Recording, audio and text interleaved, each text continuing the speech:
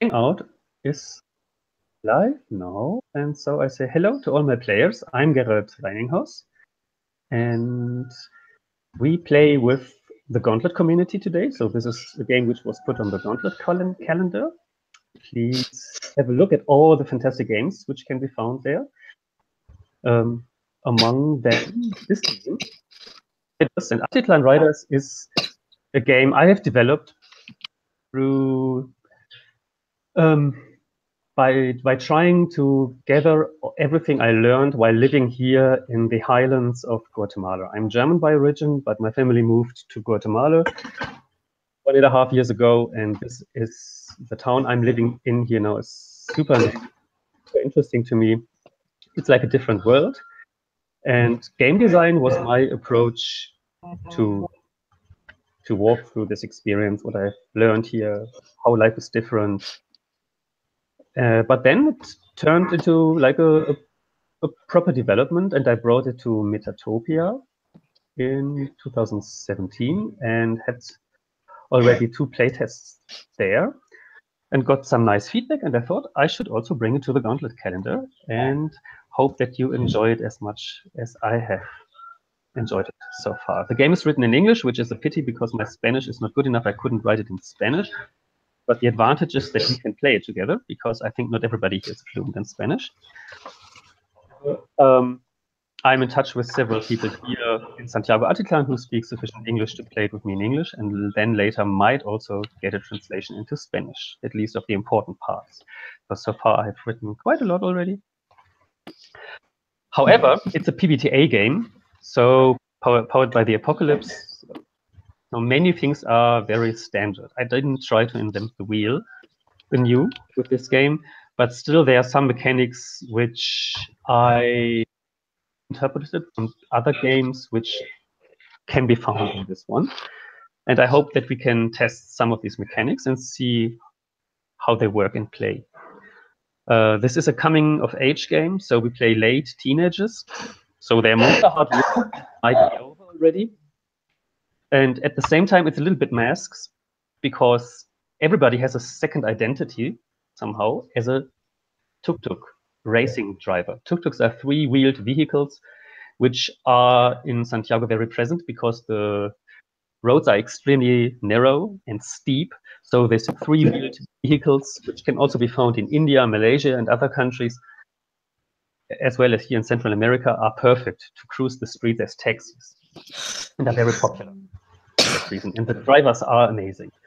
They also take all the time to put vinyls on their tuk-tuks.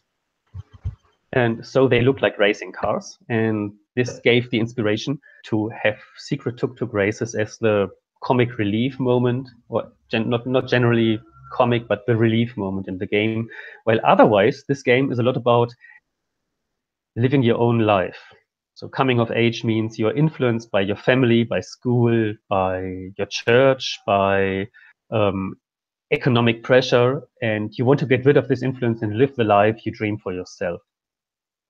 And so getting rid of this influence is the most important part of the game. This is also how you gain experience points, which the word XP doesn't appear in the game anymore because it's not necessary anymore.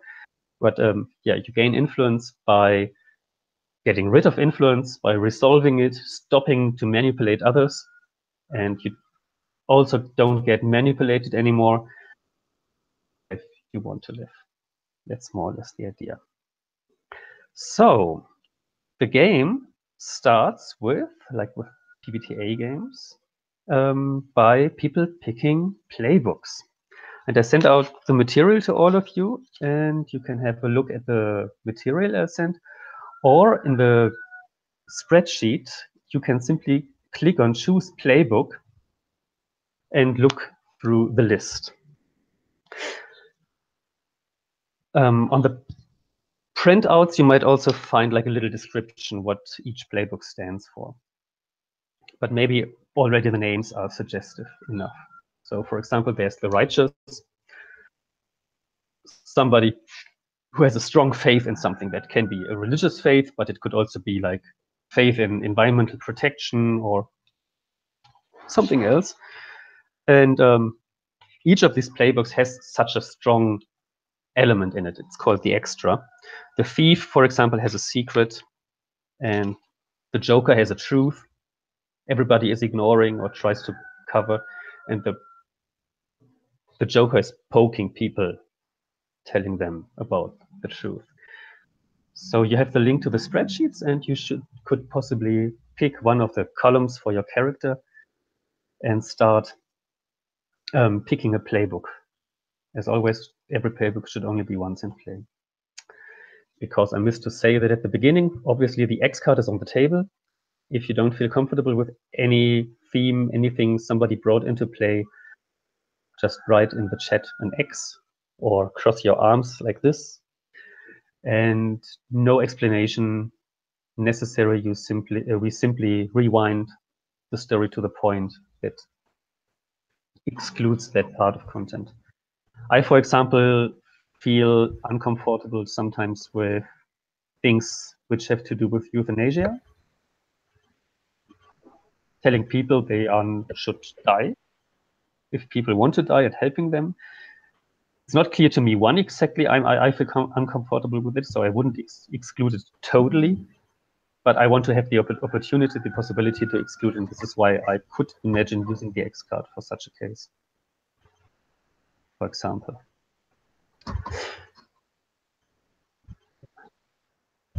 Do you have questions so far? Can I help you with something?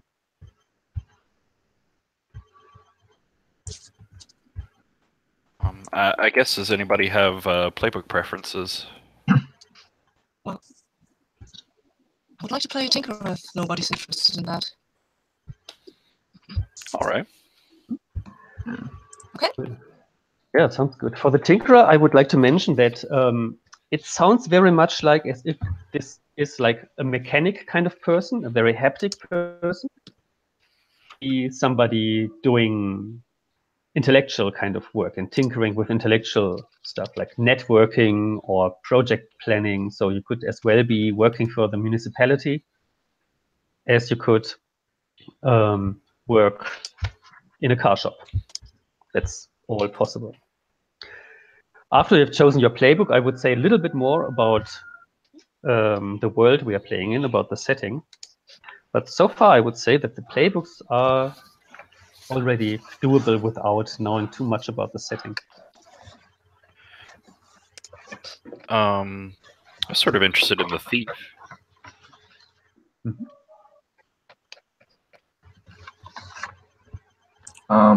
Can I call dibs on the rebel if no one? Cool. All right. And I suppose I will take, let's see, righteous or leader of the pack. I'll do leader of the pack, I think. Mm-hmm.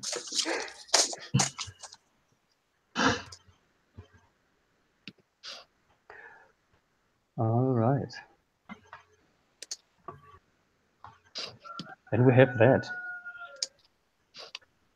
As you can see, the playbooks are so automated that the move you get automatically with your playbook is already typed in below. Very nice. But then you have one more choice you can make, and that has to be entered manually. You can already have secretly a look while I tell you a little bit about the setting. So we play in modern times, so 2018. Santiago Atitlan has 50,000 inhabitants. It's in the highlands of Guatemala, so we are 1,600 meters above sea level. That's high. It's summer-like temperatures, I would say, as a German. So it's 25 degrees every day. And by night, it's nicely cold, so you need a jacket. But still, it's always sunny. There's no rain. It's kind of beautiful. It's not Latino.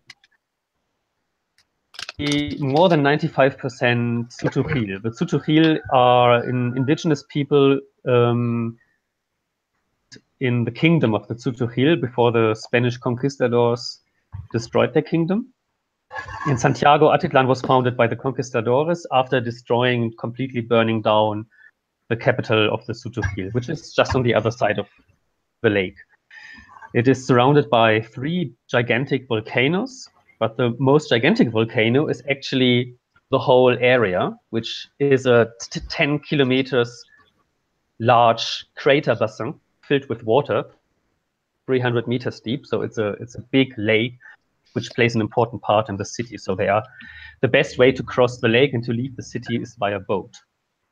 So there is a street to go down to the capital, but you actually, like most of the time, you travel by boat when you leave the city. And the city is to 1/3 evangelical, and it's an important center of evangelical faith in Central America.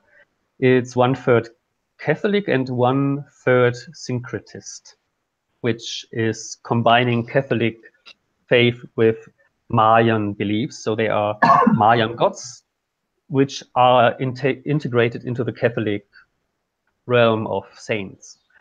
So Mashimon, for example, the god of traders, is the most important here and is, for example, taking care for the people while Jesus can't.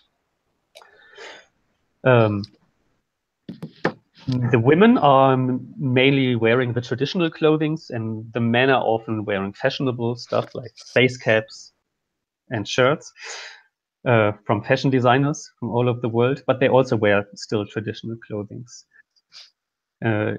And yeah, and everybody's eating tortillas. That is like how you expect it, but that's so far. Corruption is a big trouble here. Sexism, obviously, and machism is very strong. However, you, as a woman, you can feel rather safe in the streets. You're not bothered the whole time by people, by local people here. Like violence and machism is more a thing which happens domestically in households. However, we can happily ignore these parts, sexism, machism, and racism as well, because we are playing a game, and this is not the topic of this game, but we want to explore the lives of the people beyond these pressures, I would say. So feel completely free to play a woman in the same manner you would play a man, like in the same liberal manner, although it is in reality, it's not exactly that true. All right. So on your playbooks, there is a hint what kind of job you could have depending on what your profession you take. So like in role-playing games like Spirit of 77 and Alas for the Awful Sea, there are your character creation is split into picking a playbook and a profession. And now after you have a playbook, you could have a list of the professions and choose one of the professions. And on your playbook, this is just a hint what kind of job you could then do. You could also do something totally different. And the profession is just like an inspiration for that. The profession gives you one additional move,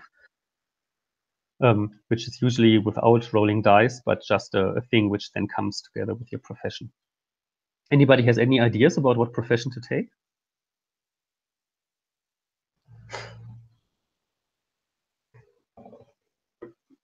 And have a look and take your time.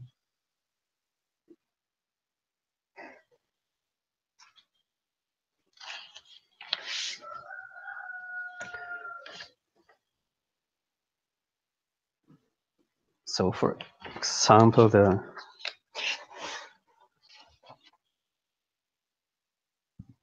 and I didn't explain some of the words. So if you, for example, read cantina under the thief, I can explain to you what a cantina here means. If you're familiar with cantinas from Mexico, this is more or less the same here. These are places where you get alcohol and drunk. for example.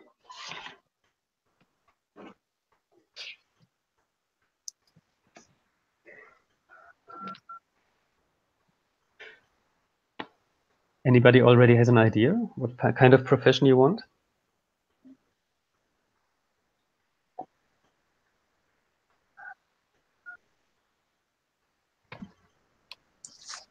I'm thinking maybe entertainment. I think that probably I have a band, like maybe I'm a drummer in a band. Cool. And your gang is the band. Yeah. Cool. I like it.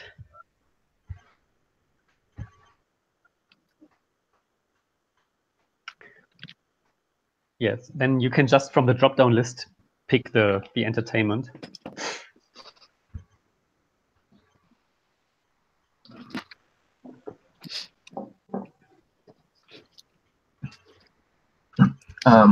I'm thinking of a business profession, maybe. I like the example here for the Rebel. It says fashion store, so maybe I'll be working at my dad's or my uncle's clothing shop, something like that. Or do I have to own the fashion store, or what do you think? It might make sense that your uncle is owning it, or your aunt. Yeah. Sure, yeah, because I'm Yeah. like a teenager, right, or like a late teenager, yeah. Sure. So you could get married already, but that's because people get married pretty young here. Yeah, we can imagine ourselves to be 18 or something.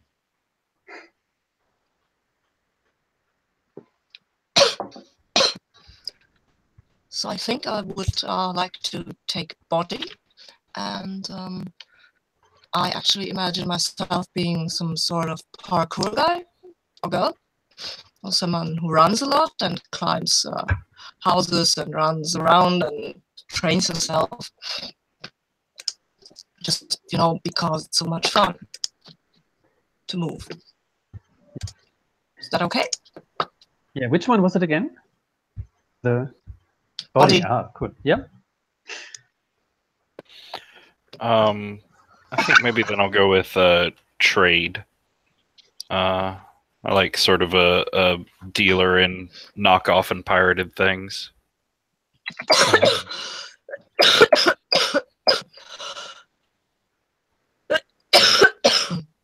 That kind of thief. Yeah. Cool. Pirated stuff. Sounds good. All right. Yeah, and I can see Tyler has already also picked like face, style, clothing, and so on. If you don't like any of the options, the conditional data entry allows you also to enter whatever you want. It just gives you a warning. So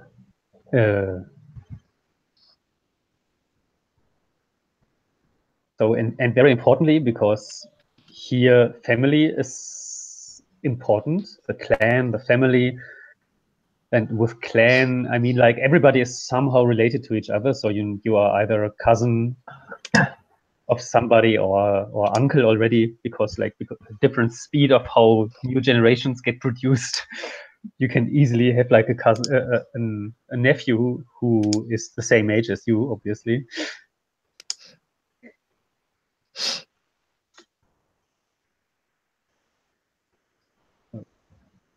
Yeah, and behind the name in brackets, there's the job, and there you could enter the job you have.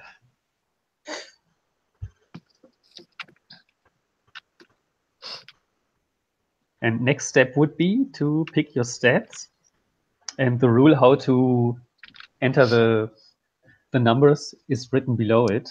So you distribute 1, 1, 0, -1, and then add 1 to one of them. Okay. And on the character sheet, there's one with the tuktuk. There's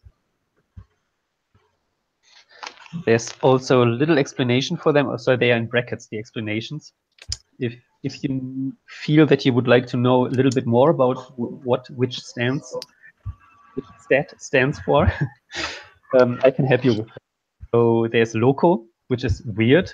So if you act out of the norm, like for example, if you go out partying, that's already acting out of the norm, because usually people don't behave so extremely in the streets. So loco is for rocking out situations, like understanding situations where people have a certain collective blindness towards. It's good to have a little distance from the norm to really understand what's going on.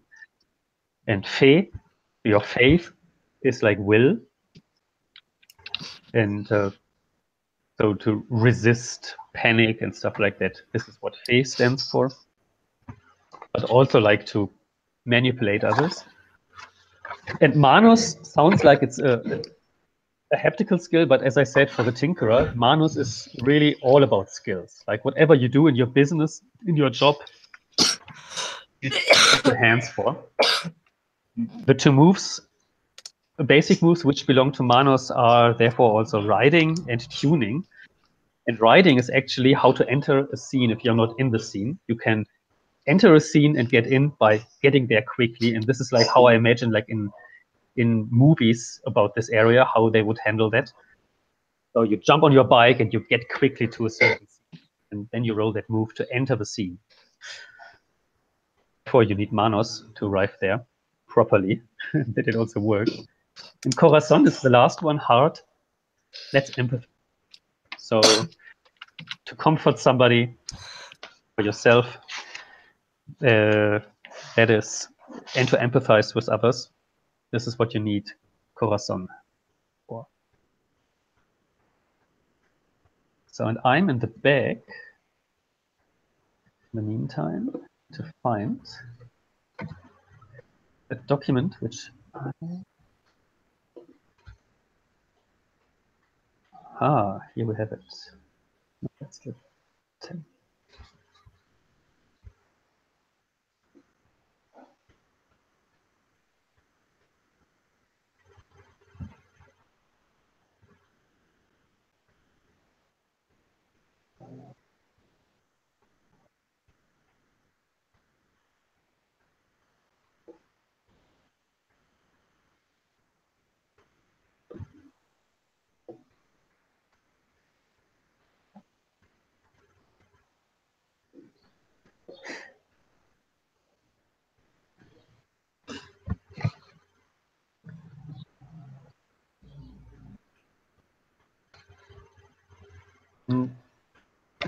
After we have done this, after you have put your stats out there,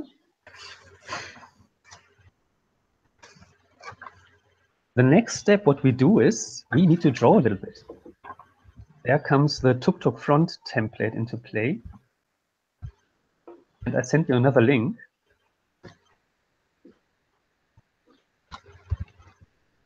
That is this one.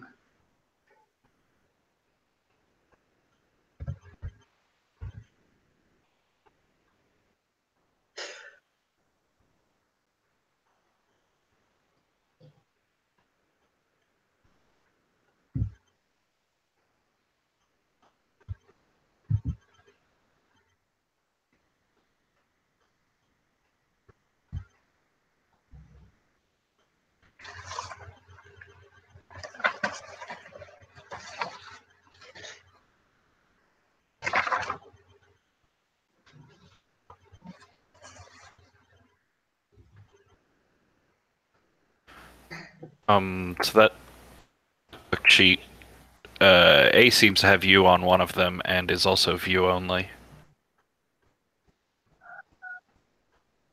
Say it again. One of the tuktuks is filled out with you and your stuff, and also the sheet is set to view only, so we can't edit it. Oh, it's view only. Yeah. Yeah, I should change that. There's I wasn't sure here already, but I need to make a copy first. I think this is still the good. I have my copy. So I have made this one tuktuk so you get an idea about how that could look like, because the next step for us is to create our tuktuks, the tuktuk fronts. And the tuktuk has a personality itself, so you also need to think about a name for your tuktuk. But the very first thing before we start drawing in here is on your screens, does that look doable? Can you see it? Because like on every screen it looks different. There is as well a version where there's only one tuktuk. I sent you that link as well, and you can give me a hint where you prefer. So we could have 4 documents and everybody has their own document with their own tuktuk, or we draw it all in one document, but then it's all smaller. I think the all-in-one one looks fine for me. Yeah, I think so too. I want to see your tuktuks. Yeah, you would be able to see the others by sharing the link, but then you have like 4 open windows, right? That's quite a lot. Yeah. Yeah. So I will clear the one tuktuk because you have seen it now. Right. And there we go. Now they are all empty. Now we can take the time. We got the Christmas lights there. The Christmas lights are still there. Yeah, I will. They are more difficult to delete because they are in the layer one behind the tuktuk. So now they are gone. Damn. Yeah. I like those. So simply click. Yeah. So my hint for drawing this tuktuks, like we should take something like 5 minutes. So until 20 to a full hour. My hint is you use the insert and then search the web and look for something like clip art or transparent. Add that to the search phrase you use, and then you can drag and drop the objects onto your tuktuk. And I'm still showing view only. Yeah. Ah, sorry. Yeah, you are still view only. I didn't change that. Mine too. You should be able to edit it by reloading now.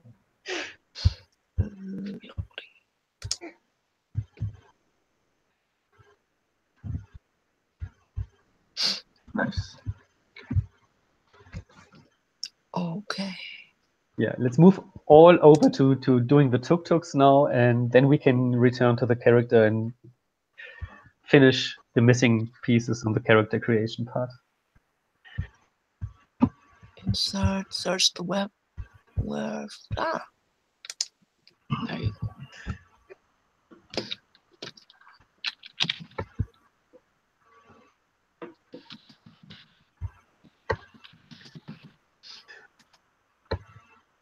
Oh.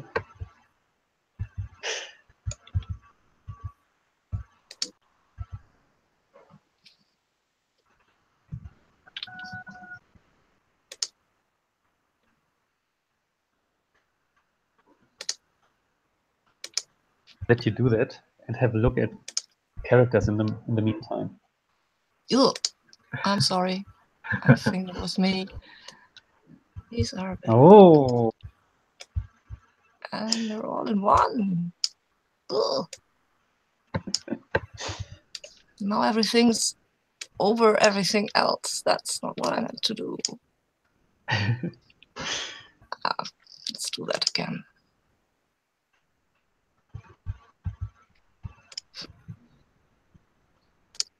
So, and what I have done for the front sheet is there's another option that you can insert from your webcam a picture, and this is how I made this little guy behind the screen, the front screen.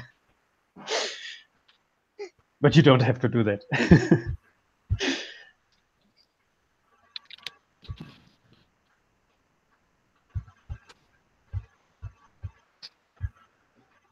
So, and what we do when we are done with this little bit of creation, then we present the tuktuks to each other, and everybody can like giving the other one a little award for their drawing, and because everybody gets something.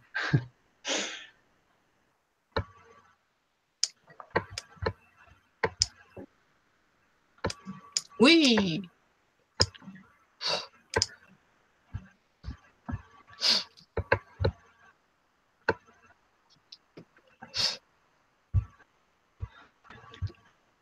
so tempting to already comment, but I will not.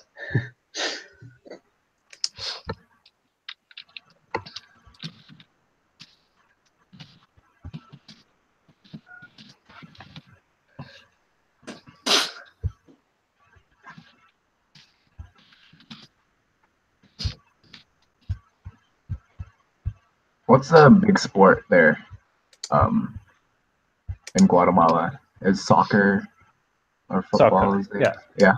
It's Cool. soccer. Like everybody is either a fan of Barcelona or Real Madrid, and it's a serious issue if you get married and your wife is a Real Madrid fanatico and you belong to Barcelona. What shall the kids be? Oh no. Yeah. All right. I think I know. Yeah. What sticker is gonna be on the windshield? That's a good point. Yes.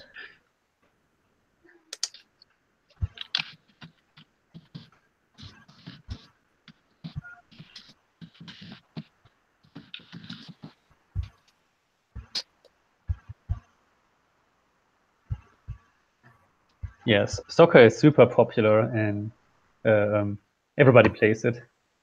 And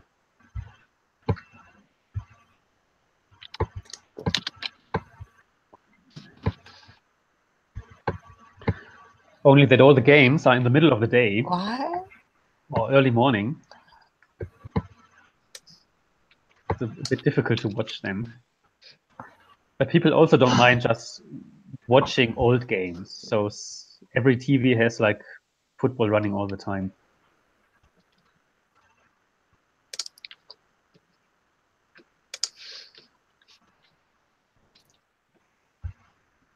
Barcelona.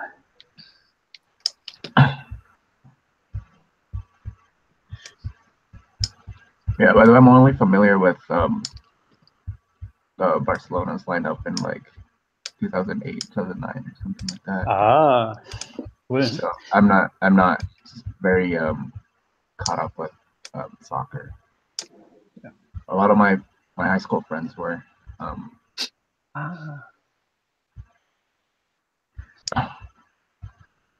Also, I grew up in Indonesia, in Jakarta, and we also have a lot of tuktuks. Okay, cool. I have an idea of like the kind of like corny art that they put on their tuktuks, you know. Cool. Yeah. Yeah, Indonesian tuktuks also look fantastic. I was browsing around, and decoration is so different depending on the country. And looking at Buddhist tuktuks, for example, in India is also something really cool. Mm.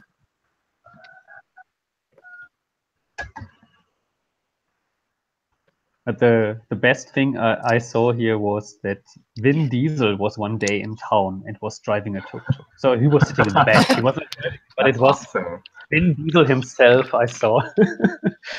I was on the back of a pickup, so I was about to jump out and to go there, but he was surrounded by 20 people with cameras and everything to do like a promotional video or something. So, but that moment I thought then his next movie will be about tuk-tuk racing. Fast and Furious 11. Yeah.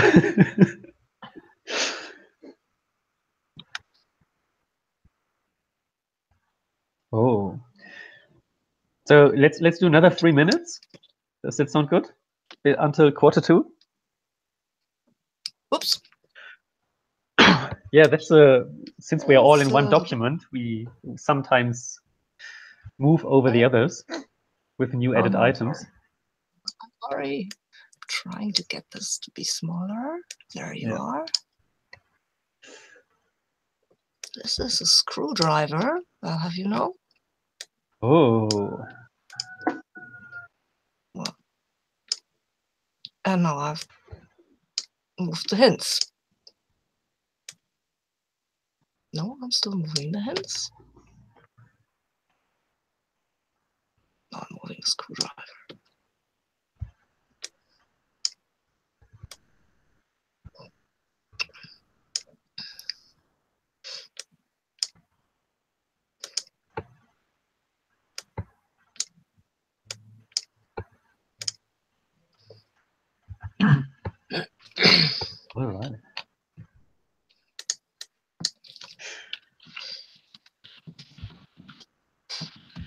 Beautiful.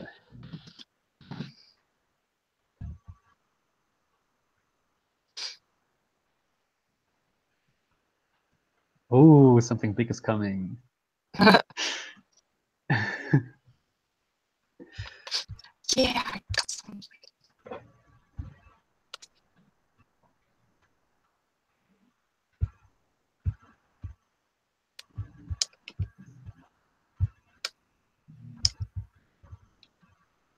Uh,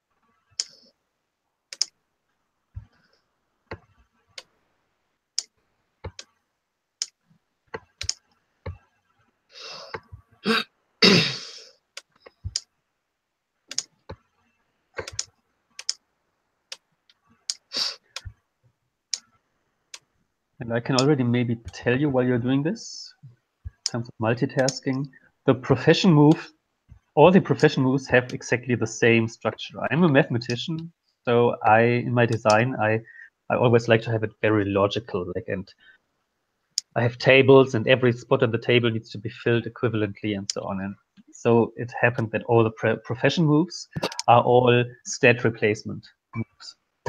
So they always allow you to use a basic move with a different stat than the others need.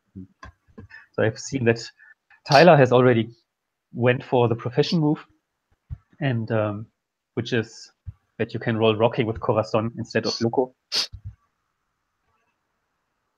And this is what all the profession moves do, allow you to replace one stat.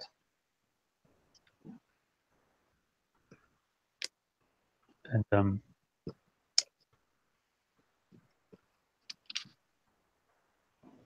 while the stats on the playbooks are all structured that they support one stat. So there's, for the Joker, for example, there's one for Loco and one for Corazon, which gets an additional effect.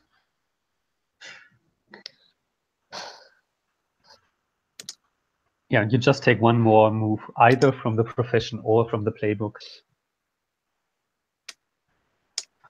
So altogether, everybody has 3 moves. One which is more like a fictional effect, and then 2 which are more mechanical.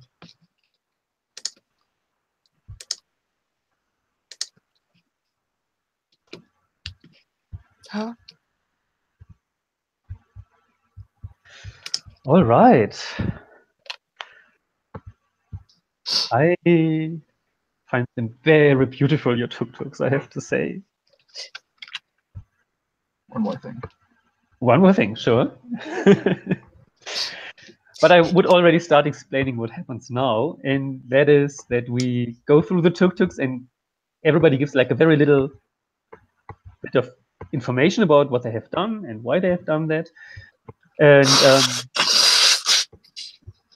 then the other players copy one of the badges in the upper left corner and say what they see in the tuktuk. Do they see that it stands for the honesty of the owner, his or her faithfulness, or that how furious they appear or want to appear, or how cool they are? These are the 4 elements.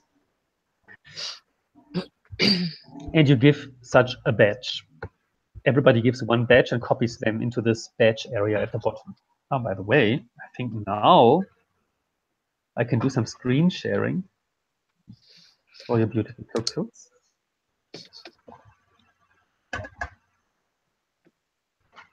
Here.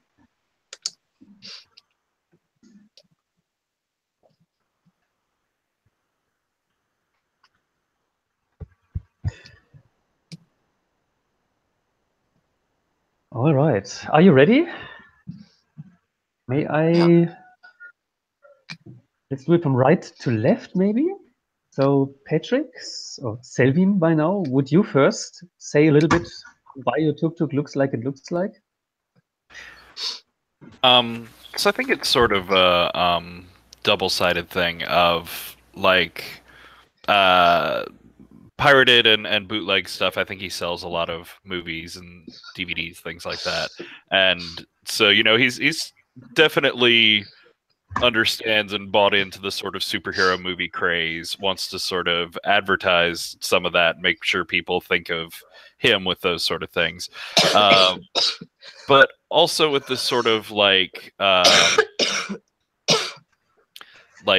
thief, underground black market sort of persona. I think he sees a sort of like secret identity, dual personality to himself, and is sort of fascinated with like the mask, and I think that's sort of what the mask and the eyes is like, revealing himself, hiding himself, playing up someone different, that sort of thing. And so it's a bit of secret identity, it's a bit of public identity altogether. Now it's up for the others to pick each one of the badges and copy it into the badge area. So like everybody chooses one of the badges, or they work as a group to choose one? Everybody in the group chooses one badge and puts them in there. And then it's up to Patrick, about the tuktuk owner, to keep 2 of them. Okay. So you could say this is... So was I doing this correctly? I copied this thief thingy and put it under a cool. Is that the way I'm supposed to do it? No, you pick the cool badge and copy it into the put the badges here area. I see. Okay. Yeah. So then I do that. Oh, I don't. I think you're in the writing mode. This is why you can't copy and paste. I am. And then how do I stop being in the writing mode? Can't. I can do it for you if you like. Thank you. Yeah. There we go.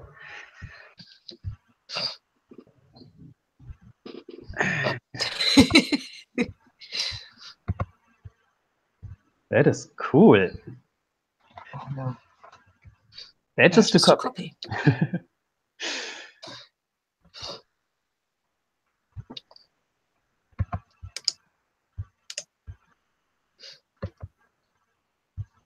Depending on your real life skills, drawing the tuktuk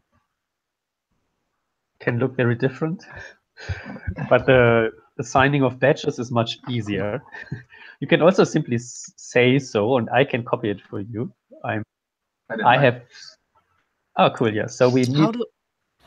Yeah, honestly, thus far it seems like copying the badges has been much harder than drawing the tuktuk.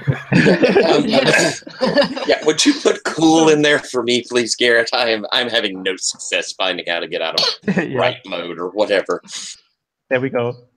Cool. There we go. So we have 2 times cool and 1 honest, and we can move over already. And Patrick then can decide to keep 2 of them. So you could keep cool twice, or 1 time cool and 1 time honest. 1 has to be deleted. You only start with 2 badges. Question: what does badges do? Yeah, I'm very happy to tell you.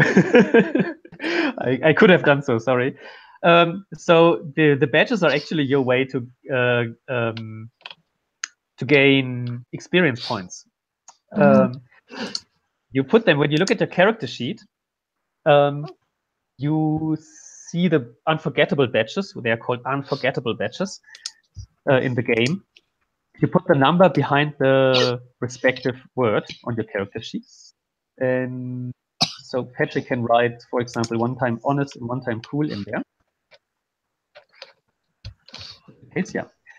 And so they all belong to one of the one of the stats. So if you have a cool badge, then it belongs to Manos, and the honest belongs to Corazon.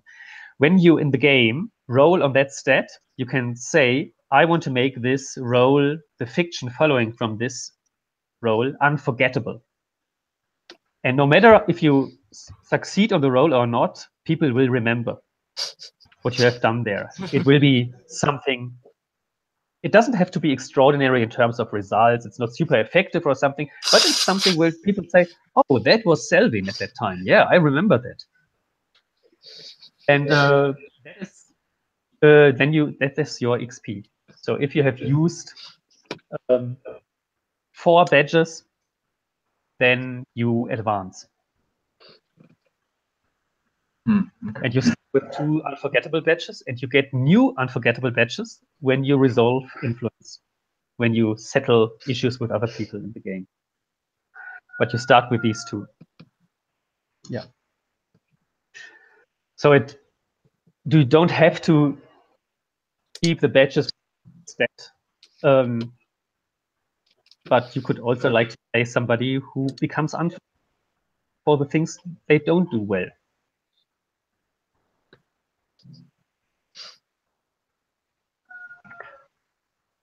Shadow.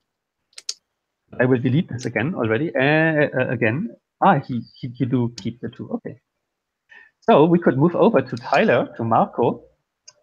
Marco, what does your tuktuk stand for?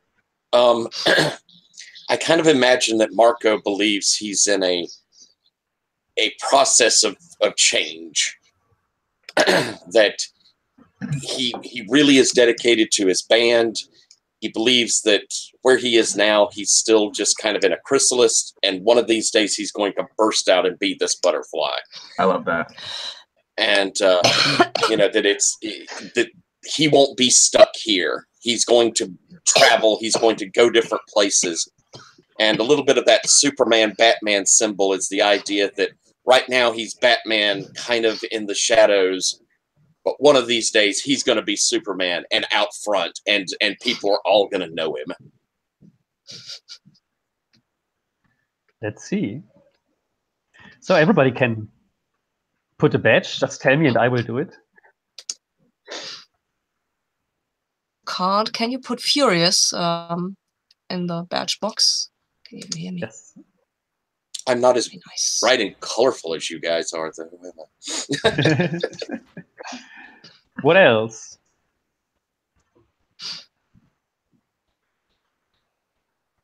I think Furious too.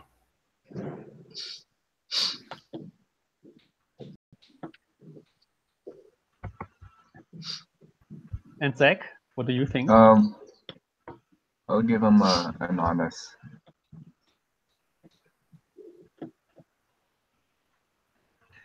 All right, yeah, then in the back you can choose which to keep, and we move over to Simon and his tuktuk. Okay, so Simon is struggling with understanding masculinity, you know? I think the way he'd like everyone to perceive him is just this like cool guy who's obviously a heartbreaker. That's what the tuktuk's called, the name of the tuktuk. And but also I think he has a different side. So this is what he wants people to see him as, this like really like the cool cat, kind of like, like the classic rebellious, like stereotypical, like that switchblade and like thorn roses, this like, but he's really soft inside, he's really a loving, family loving person, but from the outside he wants to look like this badass, I don't know. And I just really like the teary eye on the side. I think it shows everyone that he just likes making people cry. At least that's what he wants to tell people, but actually not really. He's a softie. He's a big softie with a hard outer shell. So, and of course he's a Barca fan, and he wants everyone to know that. Cool. So we see one honest badge already. What else? Oh, Can I hit and somebody? those are speakers. He likes to blast music out of his tuktuk when he goes around the town. What kind of music? I don't know what kind of music is famous? Like is like a very popular in It's Atitlan? among youngsters. It's more like reggaeton. Sure. Yeah. Yeah. I'm into that. Obviously, there are some outsiders as well, like who listen to rock music, and there are people who listen to old-fashioned cumbia. But that's more for older people, right? You must be a real rebel to listen to cumbia. Oh, actually, you know what? I'm a cumbia like fanatic. Yeah. Yeah. Yeah. Very well. Yeah. Los Ángeles Azules. When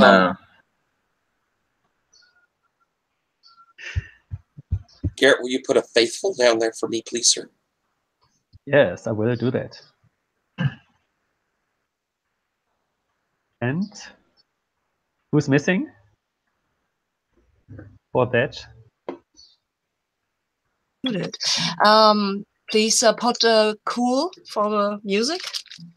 I like that. All right. Yeah. All right. Miriam. Yeah. What is your tuk-tuk about? Well, my tuktuk is called 007 because it's got the license to kill. Well, people. And I think that's what she wants to project. She's a young woman. She isn't married yet. She isn't her family. She sees her family as more of a burden, and she just wants to project strength. She likes Mario, so for the color and for the action and the figure, she likes that. And the screwdriver, Snake, and the burning football, all this is meant to tell people that she is not to be messed with. The dolphin is maybe the first thing she put on her tuk-tuk. She's kind of embarrassed about it, actually, because it's such a girly thing, kind of. But she keeps it because, well, it's her dolphin and nobody tells her what to do. Yeah. All right. Which badges and can I help you? Furious. Who was that? That was me. Okay. So, Furious by Selvin. I think I'd like a Furious in there as well. That seems like her. Yeah. Yeah. Furious like Mario. I'll give her a Yes. faithful. All right. Should I do that? Yeah. So happy to have a mouse. Okay. So Marco, Simon, and Miriam need to delete one of the badges they received, and then you can enter that on your character sheet. So All so I can delete is. so by picking two of them, that means I check them on the unforgettable badge. Yeah. So Okay. you can check them on your sheet. So for Selvin, Takashoi, for example, has one cool and one honest, and so I put a 1-1 in there. I can't delete it. I'll just move it away. Haha, yeah. Yeah, I can't figure out how to delete it either. Which I'm one? getting rid of one of my Furiouses, I believe. All right. Killed it. It's you need to click on the border, but it's like a 2-pixel wide border, so it's quite a challenge to Gotcha. get that. And Simon, which one shall go away?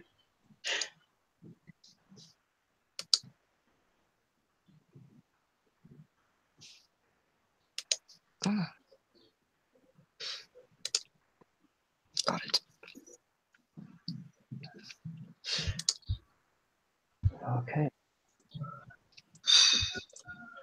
Now, let's move back to the character sheet. So when you entered your unforgettable badges, and I hope the explanation was good enough. Like when you roll on that stat, whatever it is, just say, I make this unforgettable, delete the badge. So just delete the number, and you get an experience point.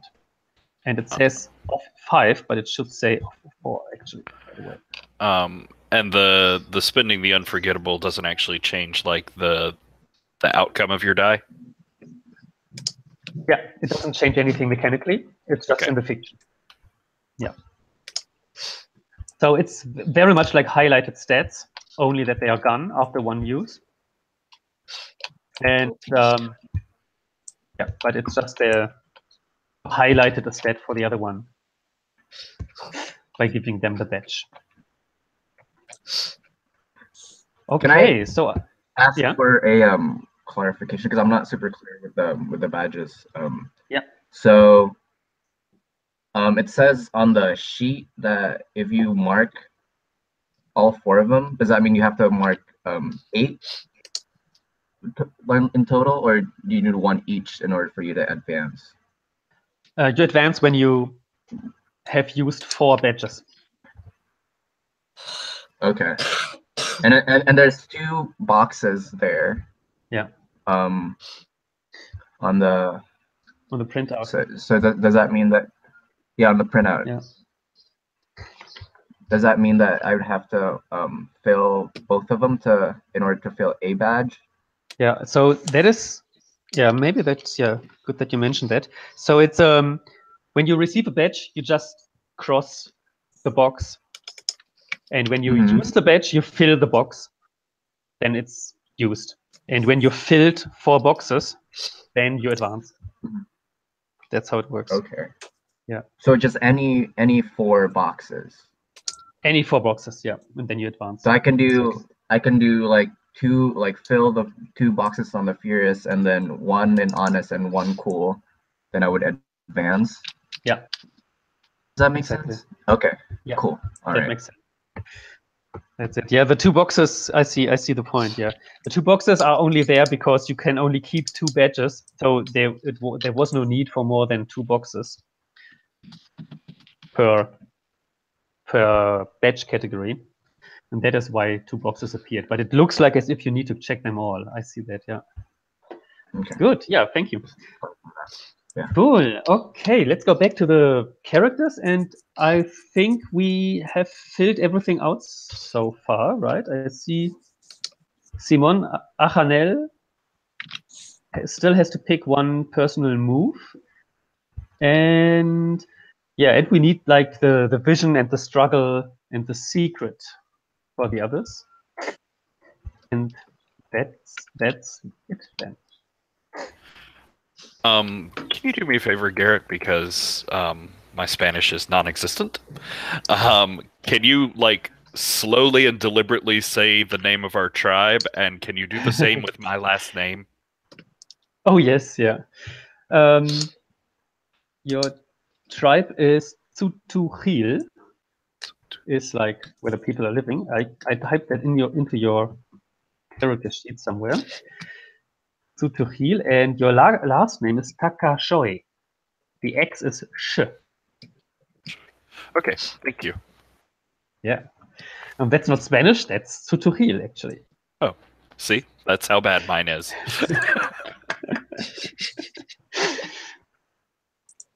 Yeah, but that's the good thing is that the Spanish here is super forgiving because it's also second language for everybody here. So they speak Tutuhil at home, and then they learn Spanish and speak it at school, etc. It's a very simple and very forgiving Spanish everybody is speaking here. That makes my life easier. So, Miriam, do you already have a vision for your character? No, I don't have a vision. I am completely visionless. And Simone, you need a struggle, and yeah, Selvin needs a secret. Yeah. So that is something we should finish, and then we are done with character creation.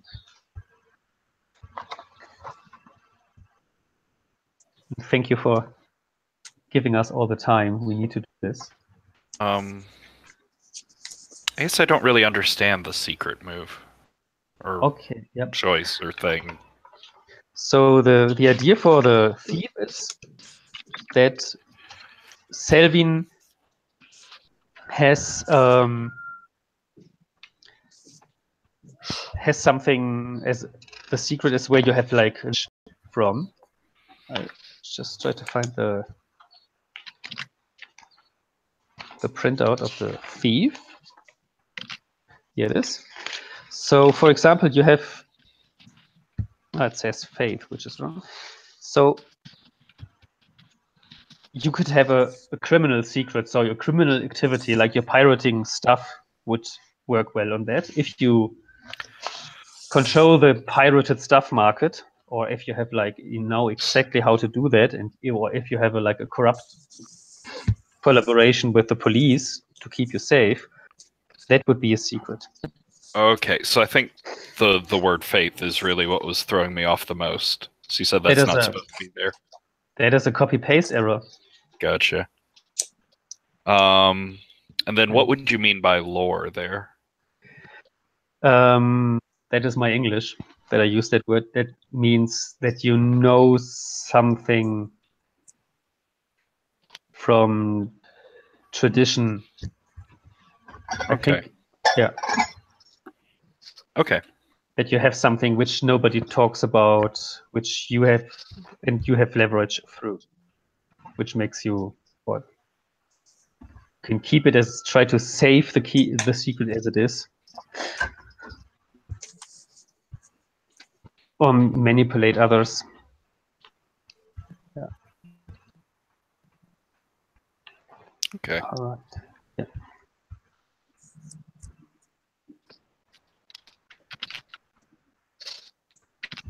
I think that is actually actually this is the whole area, the whole section is copy paste error. And so this is why it doesn't make so much sense there. I give you quickly from the rule book the proper test, but you can imagine like a secret could be a lot of different things. No, yeah, I'm not sure. Yeah, but think about like as a secret, you have something like you know how the pirated stuff trade goes.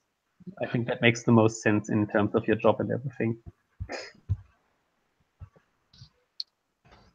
I was thinking actually, the with the immorality there. Yeah.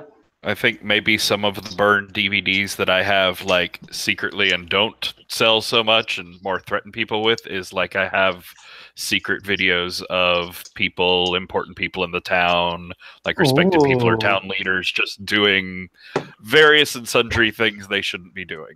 All right, that sounds perfect. Yeah, please. Cool. That's a secret. And Simone, you have chosen expectations. Mm-hmm. Yeah. Can you explain? Well, just familiar expectations of I feel like my uncle owns some sort of traditional clothing shop. I would say I don't know what the traditional wear people wear there. But yeah, just traditional. But I'm like, you know, into kind of like modern clothing or Western clothing. So I dress myself as that, and I think he wants me to take over the business later when the time is right. But I don't seem to care, or yeah, I'll just put yeah. So I try to not just like do it like trying to convert my uncle's shop into this like Western clothing like shop. So cool. Sounds good. Yeah. Yeah, but I also have a love and hate relationship with my family. I think family is a really important part of my life, and I really care about them, but they're just not allowing me to do what I want to do, and we're not just on the same page, me and my family. But I do think a lot about them a lot. So Yeah. Okay. Zach, I see we have the same last name. Does that mean we're related? sorry. Oh yeah, you're right. Yeah. You should be related. Yeah, it depends on you if you want to be very closely related or not. So I think next step. By the way, I'm sorry, I was a little bit distracted right at the last sentence. But you can continue that because there is the automatic playbook move. You got the wrong playbook move in your between Simon and Miriam. It's the other way around. You may see that. Oh yeah. Okay. Yeah, I see. Yeah, I need to correct it in the lookups. Yeah.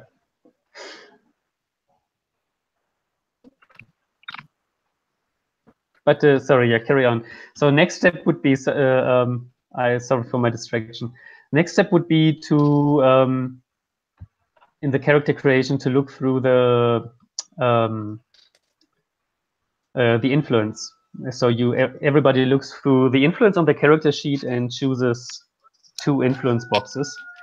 And then we have like a connection between characters and other institutions in town. And I'm happy to help you with that. You should have that on the playbooks.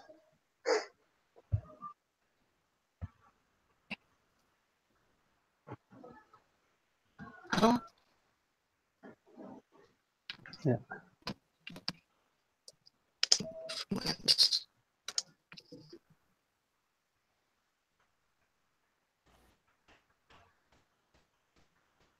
So if anybody already has an idea for an influence, then just tell me and check it. So one of mine is the power of your secret gives you influence over the town. So would that mean just like entering the town as a character, or is it someone in charge of the town, or what? You could either write the town, or you could say, let's say, put it directly the name of the alcalde, of the mayor in there.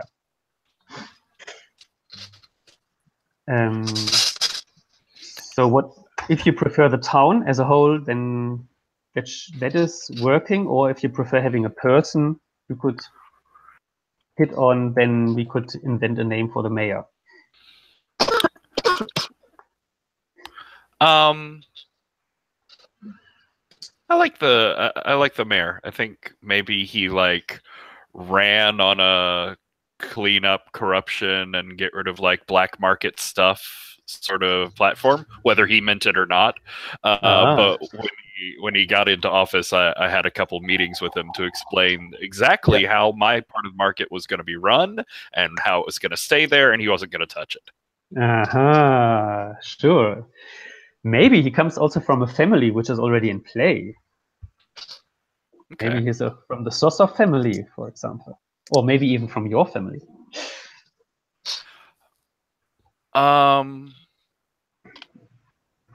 don't know, Tyler. Do you like that? Because I could see it being my family too.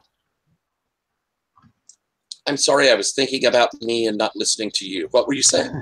Do you think the mayor that I'm blackmailing is related to you or me? He could be related to me. My family's kind of known for honesty, so I'm guessing if you find where we're not so much so, that's something we would not want known. Nice. Okay, I like that. Sure. So Mayor Sosov. Yeah. Anybody else has an influence? I have a family influence. Yeah, your family has influence over you. And I feel like it would be interesting if Miriam has some sort of influence over me. What do you think of that, Miriam? Yeah, I think that's a good idea. What kind of influence do I have over you?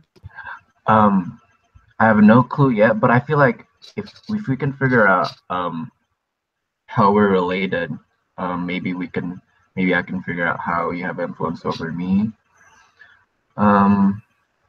So I don't know, we could be siblings, or you could be my cousin that your daughter? Yeah, so you could be my uncle's daughter. What do you think? I'm sorry, I've got a cold. Yeah, I think that would work very well. I have the influence because my father kind of listens to me occasionally, or thinks that I'm clever or for whatever reason, and influence over you because he has put baseball caps up. Yeah. Can you join? Roboting, Shall yes. we- Yeah, can you join Shall I again? resign? Yeah, I will. See you. Wait. Your voice is kind of. Yeah, it gets better when she rejoins. Okay. It's a An eternal No. problem with Sabine for whatever reason. yeah. Good.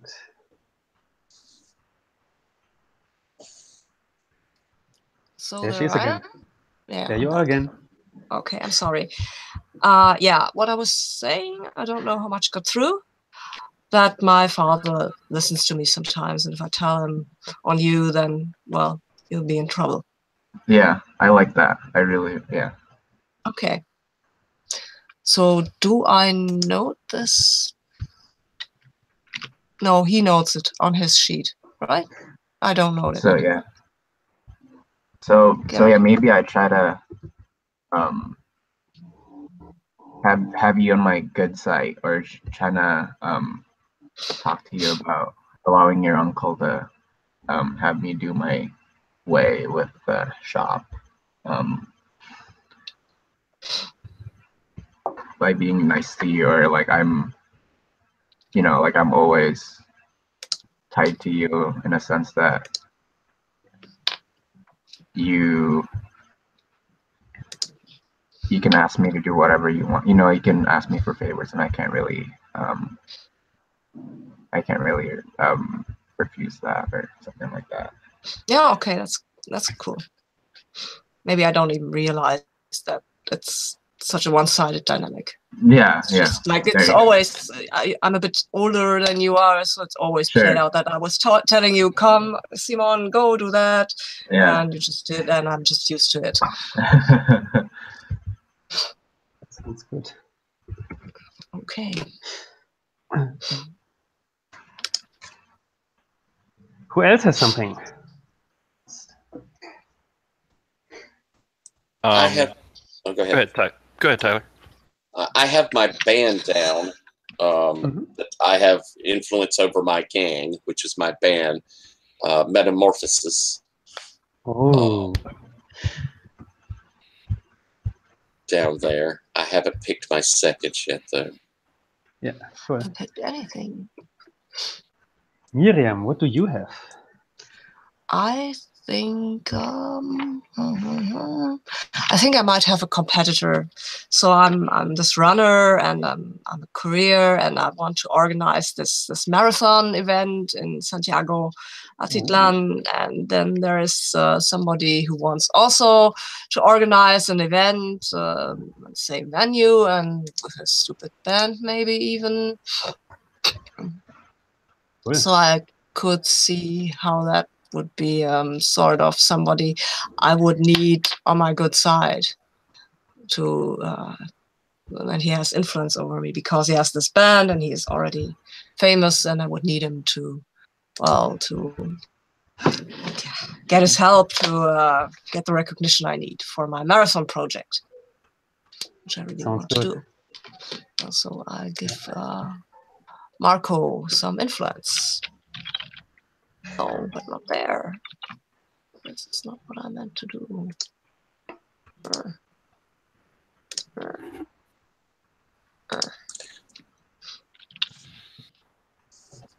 I have someone can threaten your position as a leader.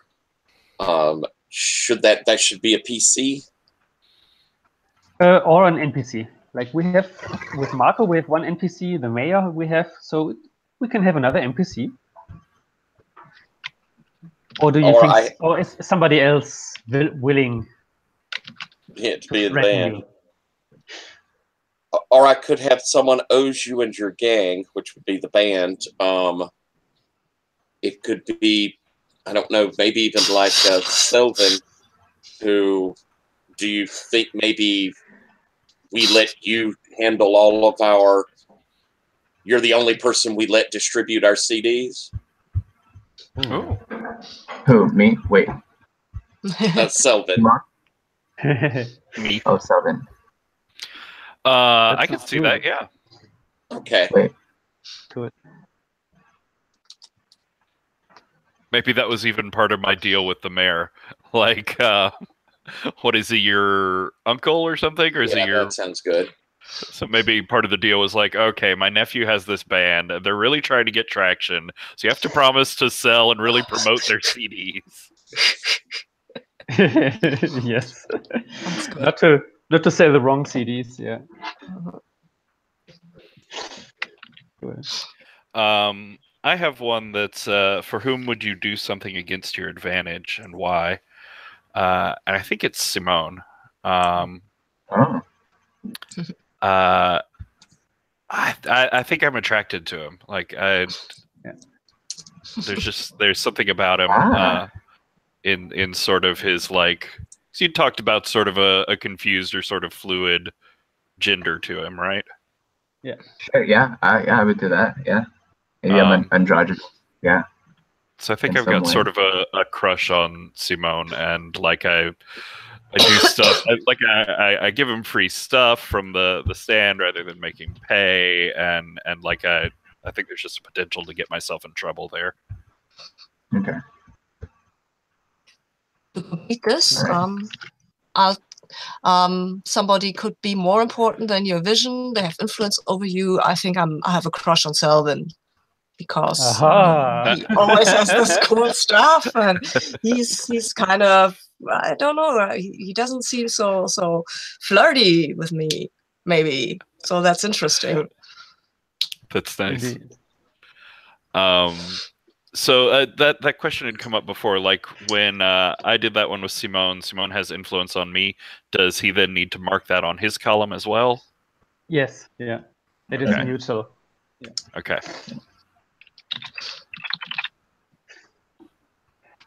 And that is the point where I would like to talk with you about influence in detail, how that works. Because I think it's easier on the character sheets, how it looks like, than it can be presented in columns and rows. It's influence here in this game is something in opposite to other PbtAs, which stuck. So it looks like strings, but you don't get rid of it. It's not, you spend it and then you don't have influence over that person anymore. But So you don't are stuck resolve. in this. Yeah, you can't. You need to use the resolve move, and you can only do that when you have influence over them and they have over you. So it needs to be mutual first. So you may want to the other one to gain influence on you, and there are plenty of opportunities in the moves to have that. And only when both have influence over each other and then have a scene where they can resolve that, then they are freed, and then they are freed from having influence over each other forever. So then it's settled. Then you stop manipulating each other. So the resolve influence is quite an emotional moment. And when you resolve influence, you get another unforgettable badge. And the unforgettable badge transforms into experience. That's the economy behind this. If you get influence over somebody, but you already have influence on them, then you can use them in the classic PbtA style for gaining advantage, to improve your role, to demand them to do a certain thing for you. That is on the spend influence move list, on the basic moves list, on the special moves list. So that is where the second column with the C stands for.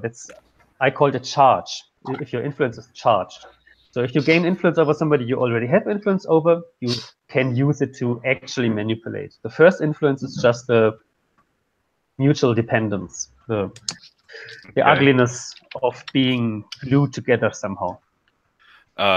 And when you have influence and you get the second one and it's marked as charged, and you say you spend the influence to do one of those, does that mean erase the charge mark? Yeah, you just erase the charge mark, but the actual influence is still there. Yeah. Okay. It's to represent the ugliness of the influence people have over each other. It's not done. You're not resolved after doing something for them. And Sabine, would you tell me again what my influence over you is? I need your help to organize my event, my great dream, my vision. Gotcha. All right. I think we're done with the influence, and that is character creation. And yeah, that was 1 hour, and we deserve a break now, I would say. Does that fit well together with you? Yeah.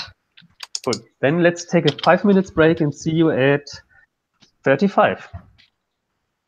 Okay? All right. Bye.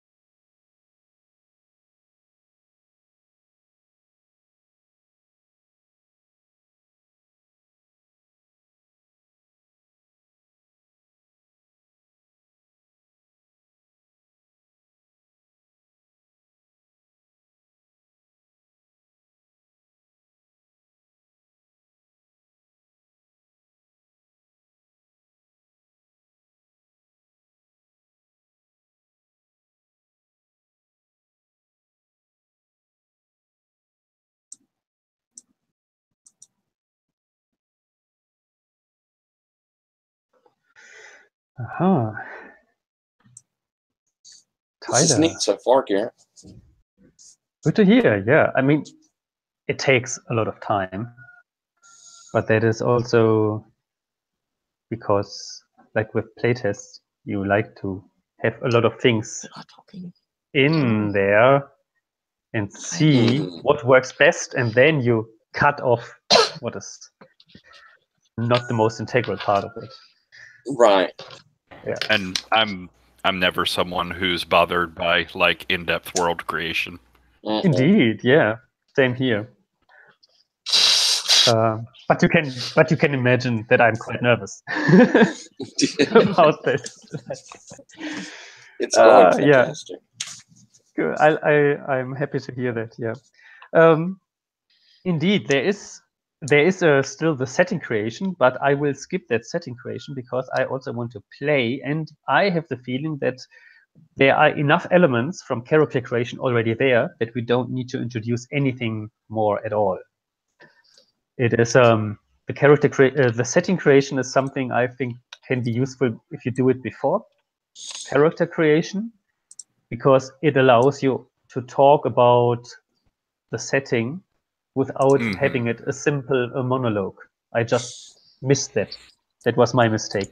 In my advice how to introduce the setting, it says do the setting creation, and through the setting creation explain how the world works. I didn't do that. But, yeah. Well, it's, again, it's a 2-play, so you want to get to some actual play of things. But I looked through the setting creation. I could definitely see how that would be really helpful for building up a longer setting for a longer campaign. Yeah, indeed. Yeah, it's like Fiasco with top categories and subcategories then. Mm-hmm. And so you get this little bit of randomness by somebody picking a top category and somebody else has to pick a subcategory from that. Yeah. All right, we're all back. Yeah, sorry. Also, just the one thing that really caught my eye out of the setting creation was one of the places was the Isle of Cats, and I really wanted to have that. Yeah. Yeah, the Isle of Cats. We can still visit, indeed. Yeah. Are you confident about your characters? Would you feel you would like to discuss something before going into the starting move? I think I'm all right. Yeah. I could try to summarize a little bit, and which is that we have Miriam is a little bit into Selvin. Selvin is a little bit into Simon. And Marco owes to Selvin. No, the other way around, because of the DVD, CD contract kind of thing. And there's a band, the Metamorphosis. Do you have like a regular gig place where your band plays, Tyler? I'm imagining that we play rock, probably in the native language. So that's our more creative outlook for it. So we probably are in the clubs that, whatever type of clubs appeal to folks who come to listen to American style rock. So probably a grungier club and more off the beaten track. And it would be a cantina, wouldn't it? Is that the word to use? Yeah. That's the word you would use, yeah. Okay. Yeah. All right. So, in this system, you don't have +1, but instead you roll with advantage and disadvantage. If you haven't heard of that yet, it's you roll with 3d6 instead of 2d6 if you have advantage and you pick the 2 highest as your result. That is statistically like a +1.5. So it's quite better than a +1. If you roll with disadvantage, then you roll 3d6 and take the lowest 2. So that's quite tough to roll against that. And obviously, disadvantage and advantage cancel each other out if that happens. And the easiest way to get disadvantage is if you have a condition. This is like your hit points. There are moves which make demand you to take a condition, then you roll with disadvantage on that respective stat until you heal. And but I think that is intuitive enough and known enough from other settings that it doesn't need any further explanations. And you can simply hit it on the character column when it's done. Yeah. Do we have a role for your party yet? Yes, we do. It's linked at the bottom of the character sheet. But I will also put the link into the I see it. into the Hangout. Oh, you see it. Okay. We're a pleasing Cayman. Nice. Yeah. Zach, have you used the roll for your party already? I have not. Ah, then you will be surprised how nice it is, I would say. Okay. The link is here. It's programmed by Shane Liebling, based on a software from Graham Walmsley's, the dice roller. And yeah, and you can simply highlight by clicking on each of the dice and then roll them by clicking on re-roll selected green button. I like my dice. No. Yeah. Yeah. Well, once you roll dice and hit submit for the first time, you can choose them just by clicking on them. Hit the green re-roll. That doesn't clutter up the page with 1,000 dice. Yeah. And don't hit clear, because then everything is gone. Exactly. Yeah, and the label can be used to type a name in or something. Yeah. Wait. So how do you do it? So you put the number of how many d6s you roll, and then this gives us 3, right? Yeah. And then I click submit, or. And then you create the dice, and if you want to roll again, you can highlight them. Then they get an orange frame. Okay, and then re-roll. Yeah. Gotcha. And you get your name by entering the name in the label section, and then click submit. Yeah. Right, because we are enrolled for your party now, because the game begins by doing something which is similar to Sagas of the Icelanders. Everybody can roll for trabajo. Trabajo is Spanish for work, because work is important, like your daily life. And so what you do is we will see how well your current profession does. So how well you do in your job. If you start with a nice, a partial success, or a full success. The interesting thing, though, is that before you roll, you decide which other character you want to support in their work. And that other character then gets a +1 to their roll. So you roll with +0 baseline, but then you can get support by somebody else. Okay. So what we could do in the Hangout chat, to do that at the same time, if you have access to the Hangout chat, everybody could type in the name of the character they want to help, just one, and enter at the same time, and we can see who gets help and who has to do their work alone. That's nice. Does that make sense? Yeah? Yes.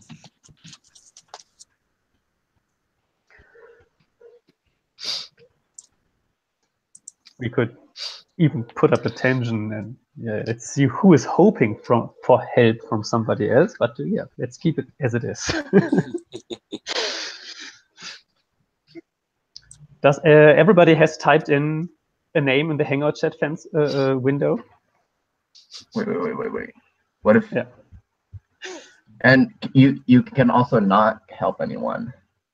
You could help nobody. Yeah, that is also possible. Okay.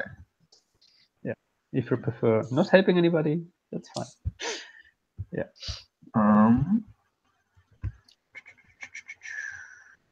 So Miriam, Simon, Marco, and Selvin, you could help. I mean, you are all friends somehow. However, being friends doesn't mean like being at the moment in a friendly relationship. Everybody's ready? Yes. Yeah. Okay, then you can hit enter. Oh, Selvin gets a lot of Hey. help. Wow. Thanks, guys.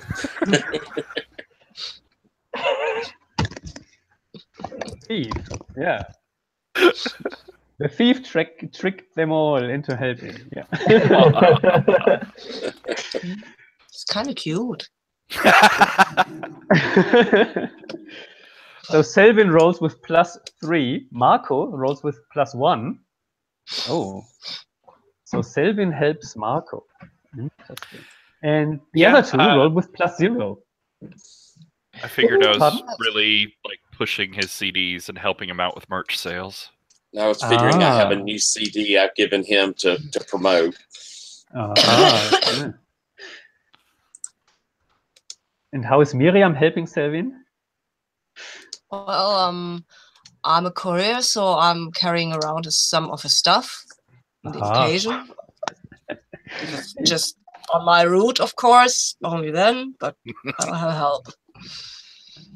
Maybe I go out of my way, but I won't tell him. And Simon, how are you helping Selvin? I think I go around. I'm a I just blast cumbia music out of my tuktuk and maybe like peddle some pirate DVDs, something like that. I would go around town. Nice. This guy is so pampered.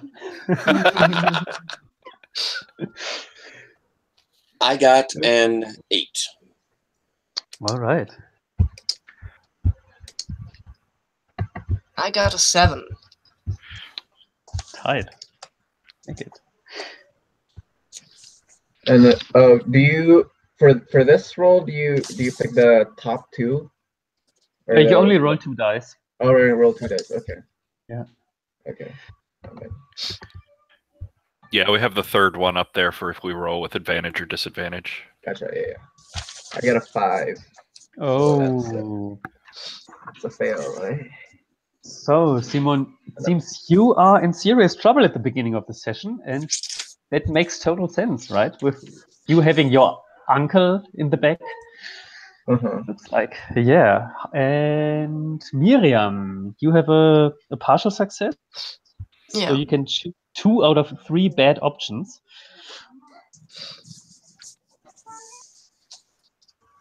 Well, I guess I can't pay my bills, nothing gets broken, but I don't get along all that well with my colleagues and clients. So maybe I was too abrupt or direct or in your face like I usually am. But hey, they pay, and that's what matters, I guess. All right. You didn't pick to have a competitor, right? Or did you? I did. Competitor. I have Marco, who actually competes for acknowledgement, competes for public Aufmerksamkeit. Ah, What I mean? attention. Attention, public attention. I see. Yeah. Okay. Yeah. I can see that. Is anybody? Yeah. Would have anybody expected Miriam to help him? Like Marco, for example? How do you mean? Because she took the option you get along well with colleagues and clients, and she didn't take that option. Gotcha. So she didn't get along well with somebody. I could imagine that Marco was expecting some help. Right, since I'm supposed to be helping her get her thing organized and all, and she's not giving me any sort of support with this new album that's dropped, and we need it to be getting out there, and just nothing. Boring, Right. boring. You sound like Nickelback. Oh. Bam, bam. There we go. Wow. Sidebar, I love that is an international insult. Yeah.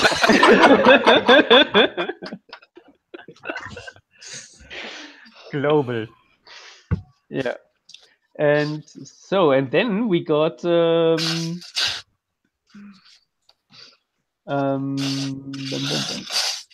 Simon also only got no, Simon got the miss. I got but miss, yeah. Marco only has a middle result. What do you pick or don't pick from the three? I pick that I get paid, we get paid, and I get along well with colleagues and clients. But that would mean something gets broken or needs to be fixed. Oh, well.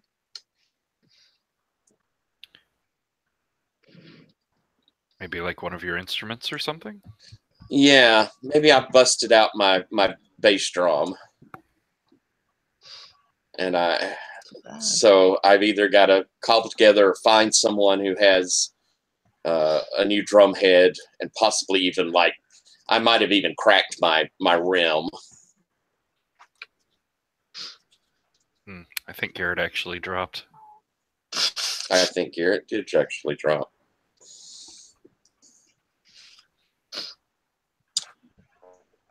Nothing worse than busting a drum head, though. For years and years in high school band, I busted drum heads, and they get mad at you after that third or fourth.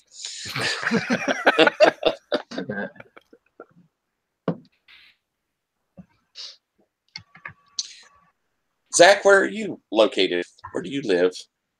I live in Olympia, Washington.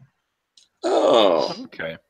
Washington State's a beautiful place. We used to go and visit Seattle. Patrick and I did. Yeah, it's very typical Washington weather right now. This time of the year, rainy. I like it when it's overcast. That's my favorite thing. We live in South Carolina, and so it's always hot and sunny, and I don't like that as much. Yeah. What? Germany, we haven't had a sunny day in all of January. Oh, wow. That sounds sort of lovely. Mm. No. I like the sun. I like it when it's sunny and hot. I love that. Yeah. Oh. I don't mind the cold and rain. It's just that it gets really gloomy, you know. Mm. Yeah. It's not my thing. Yeah. Like the rain's fine. The rain's not even that bad, you know. It's not windy rain. It's sprinkly. Mm-hmm. But yeah, Washington State's lovely. What time is it where you are? I mean, you said good morning, so I guess it's pretty early. It's almost 11 in the morning. Okay. Yeah. Great. What time is it over there? It's 8 o'clock in the evening. Oh, nice.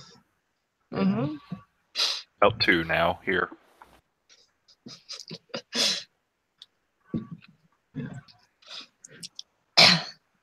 Well, we lost him again. Poor Garrett. Oh. Yeah, well, maybe there was wind or something. He's back. There you are. He's back. I'm back. Yay. Oh, you can't imagine how frustrating that is when you see the light flickering. I have the light on, although it's bright outside, just to see, because this is how I realized that electricity was gone. Yeah, come back! Did come back immediately, but it takes time. Sorry. That's okay. You used the opportunity for a little break? Yeah. We sort of chatted. So Tyler, I think you were talking about breaking a drum head or drum. I took something broken needs to be fixed, and I think I cracked the rim of my bass drum and broken my drum head. Oh no. All right. And last but not least, Selvin. I got an 11 because everyone was so sweet and helped me out. Yes. They know who's making the real money in this town. So I think the one that fits the most is your business success makes you popular around town. I mean, everyone obviously was willing to pitch in and help me, so obviously I'm popular. Yeah. The person or group gets in touch with you.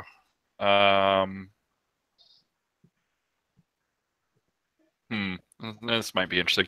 So I think The like mayor, maybe? I was thinking maybe like because you know, Marco's band CD just dropped, and a lot of this income here recently has been from that sort of hype. I think the like biggest rival cantina to whatever one he normally plays at has a house band that they're trying to promote too, and they've seen how well I've done with Metamorphosis. And so they're trying to get me to like promote his rival band, basically. Oh, Ooh. that sounds good. What's the rival's band name?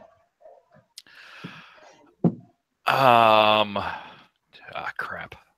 Terrible at naming things. When we have Metamorphosis, I think we could also have some Transformators, for example.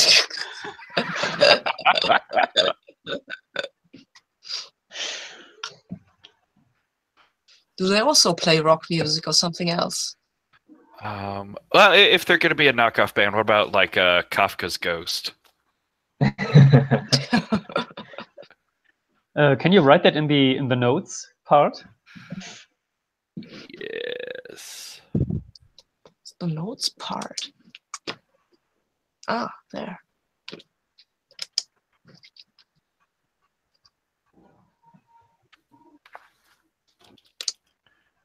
Good. Okay, then. Oh, what did anything bad happen to me? I feel like I'm in serious trouble. Do you establish that, Garrett, or do I get to establish what happened to me? Can you say that again? Because I rolled a miss. Did anything happen to me? Did you establish that already, or do I get to establish that something? You're in a serious trouble at the beginning of the session, so. Yeah. So I think we should start with your character getting into serious trouble with your job. Yeah. I still didn't fully understand acoustically what Okay. you were saying. Yeah. I mean that's basically what I was asking. I think Uncle Ramon is approaching you and is unhappy with you, right? Does that make a good first scene?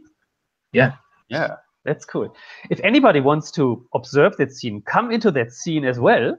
You could tell us and use the riding move to get into the scene, because like in telenovelas and movies on the genre, it is an action to come into a scene, to get in there.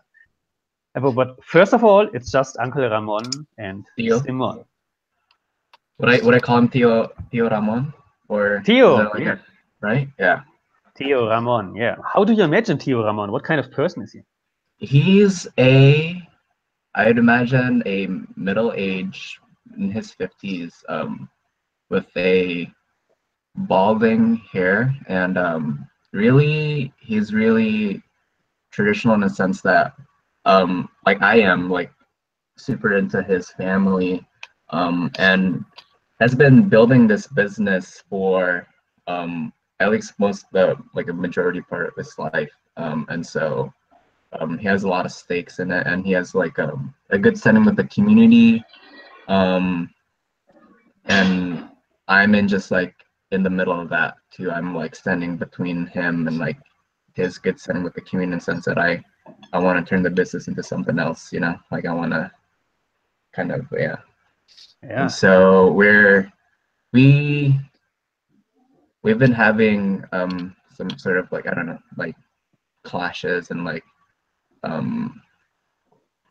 fights, not physically, but we would argue a lot, in a sense of like how the business is supposed to be run. But of course I don't, you know, he still owns the business, so I don't really have a lot to say, or like my decisions that doesn't really influence the business. So he's just like really sour old man, I guess. Indeed, yeah. With a lot of pride. He's really prideful. Yes, yes, and he's wearing this traditional costume men wear still, but like the full dress, not Sure. only the scarf. The scarf is like a belt, which is a very broad belt, a fabric, very colorful, but also like a shirt, a sombrero, and he has a mustache. He's wearing with pride. Not everybody in his generation does that anymore. It's pretty 70s, and he's not that old, but he's still wearing it with that pride like his father already did. Yeah. Yeah. And he's one of the few people who still goes bare feet through town. Mm. In the past, only foreigners were wearing shoes. Now everybody's wearing shoes because it's seen as modern to wear shoes, but he's not like that. So, Simon, I've given you an opportunity to run this business, and I see nobody's coming here. Your idea of selling other things here, just for tourists or whatever. I see like young people who don't dress properly like you don't. I don't understand that. This is not going well. Mechanically, by the way, I take charge over you because I already have influence over you. Yeah. And because of the mess, I take this.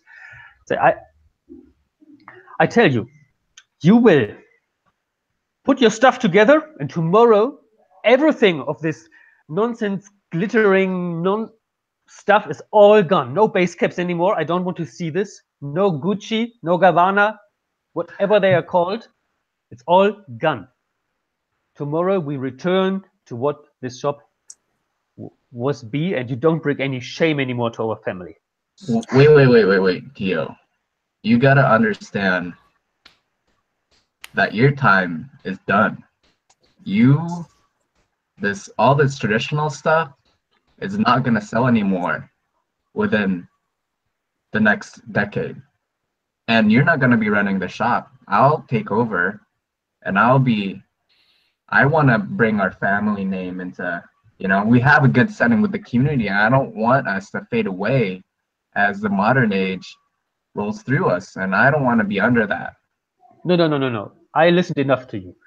Your stuff is selling even worse than mine. Haven't you recognized? And he comes closer, and like too close to you, and like confronting you. Behind you is the wall, and he's getting closer and closer. Can I do a ride-in? Pardon? Can I do a ride-in? Do that, yes. All right. I'm going to, come. I have to roll for that. You need to roll plus manos for that. Yeah. Speed up. Right. Alrighty. So my manos is 0. Yeah. All right. So here we go. Come on, roll well. I got a 7. What was it? A 7. A 7. Okay. First of all, you need to choose with which kind of vehicle you came. I'm riding up on my tuktuk. On a tuktuk. All right. Yeah. And going as fast as you can. And on the 7 to 9, you may be asked to pay a price depending on the circumstances to come that quickly. Well, I would say the price you need to pay is you either take a condition to get really fast, or you come a little bit too late, and we first want to see Simon engaging a threat here. Okay. Let's go ahead and let him engage then, and I'll come in after. That might be more interesting. All right, yeah. Sure. So I roll plus Fey? Roll plus Fey, yes. Okay. And you roll with disadvantage, so all 3 dice, because I use my charge. All right. I got a 7.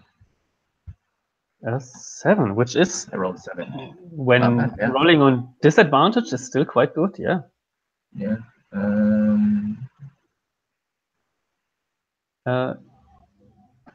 All right. So I pick 1.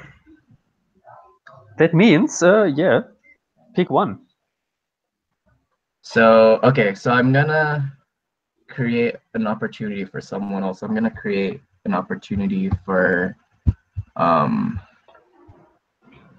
Marco, right? Because I heard his tuktuk, and I know it's his tuktuk, because I've known him for a while, and I was like, and I talked to Uncle Tio and said, wait, Uncle, are you lying to me? You don't know that for sure that my stuff sells less. You don't know for sure. I'm selling those cool Gucci and Dolce & Gabbana stuff myself, you know. Let's see, here. Marco's, I know Marco's around, and let's ask him if my stuff is selling well. You don't know that. Let's ask someone.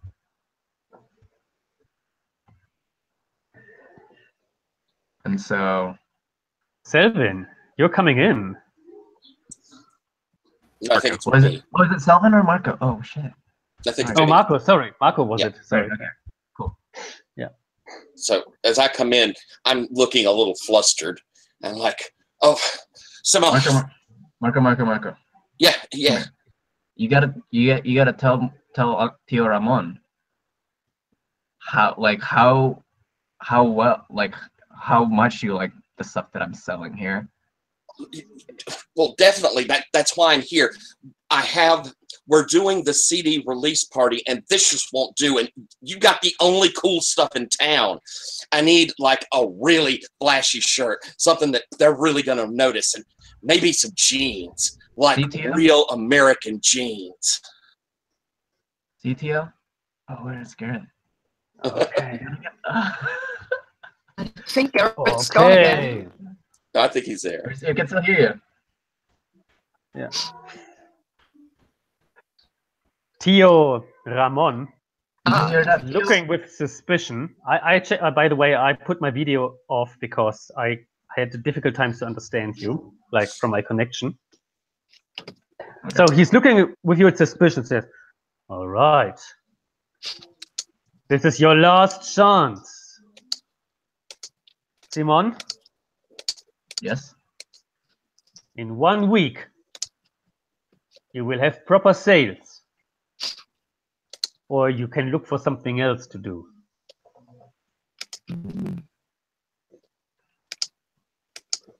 So, Tio, you'll see in 1 week how well this cool clothes is gonna sell in Atitlan. Marco's gonna help me with that, and soon enough, you'll let me really run this shop. Hmm. Soon enough, you'll see how important my work here. All right. So, where do you go afterwards? Do you go together with Marco? Or? Yeah. Then I guess we're leaving to scheme somewhere else. Yeah, I want to pick up a few things to to wear, and then you can head off with me if you want. Yeah. Okay. So you get all the stuff that I'll just give them to you, because like you're doing me a favor, I'm doing you a favor, and so it's like, well, Simone, you shouldn't do that. Like your uncle's already throwing. No. This is all good. You're doing me a favor. I'm giving you a favor, and we'll help each other out. I need this. Mark. You have no idea how much I want to take over the family shop. Well, maybe if like you brought some of the cooler stuff to the show. I mean, everybody there wants to wear like the cutting edge. I mean, everybody at the Yankee loves, modern American stuff. You know what?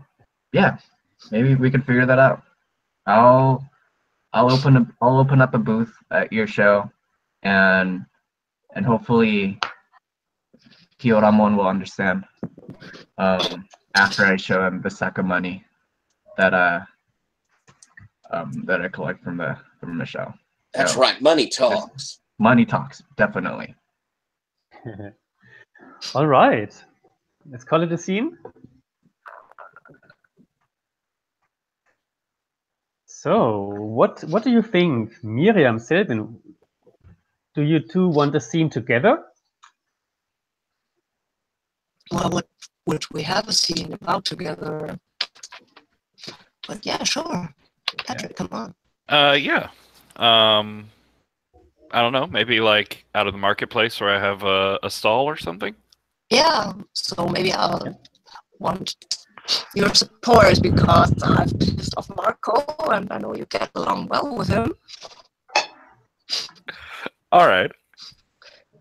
So Yeah. I yeah. There are plenty of market stands, but it's obvious that none of them is as popular as Selvin's, right? Obviously. Yeah. he's got the cool stuff. Hmm. Well, and Marcos. Oh, So yeah. Yeah. And meanwhile, the two of you talk. You have people like customers to be served. Like, do you have the new Spider-Man? Oh. Wait, I bought the Spider-Man and I think I got just the English version. I wanted to have Spanish subtitles. Do you have the version? Can I replace that here? And people ask things like this while the two of you talk. Yeah, so I think I'm just constantly like reaching for stuff and reaching around Miriam and like handing things to people and yelling at them that no, they can't have that. Stop it. Things like that. Yeah. that's kind of okay. I'm used to that. But hey, Southern, I wanted to talk to you, about Marco because I think I pissed him off. Well, Marco? I don't think I've ever seen him pissed off at someone. He's usually so laid back. What'd you do? I might have said something about his music sounding like Nickelback or something. Oh. He was, I don't know, he expected me to do some stuff for him, and I kind of didn't, and I kind of, I don't know. Yeah, you have any idea how to make it up to him? I think, I mean, maybe Garrett's having a hard time understanding you, Sabine. See? Hello? Garrett? Are you there? At all? I'm there, but I didn't understand, unfortunately. Okay. Is it better for the others? I mean, she's roboting, but if you're having issues on your end too, Garrett, that may be compiling. I can relog, maybe. Yeah, that would be nice. Yeah. Okay. The others I could understand. Yeah, she had gone into robot mode. So if it was then going even worse on your end. Yeah. Thank you.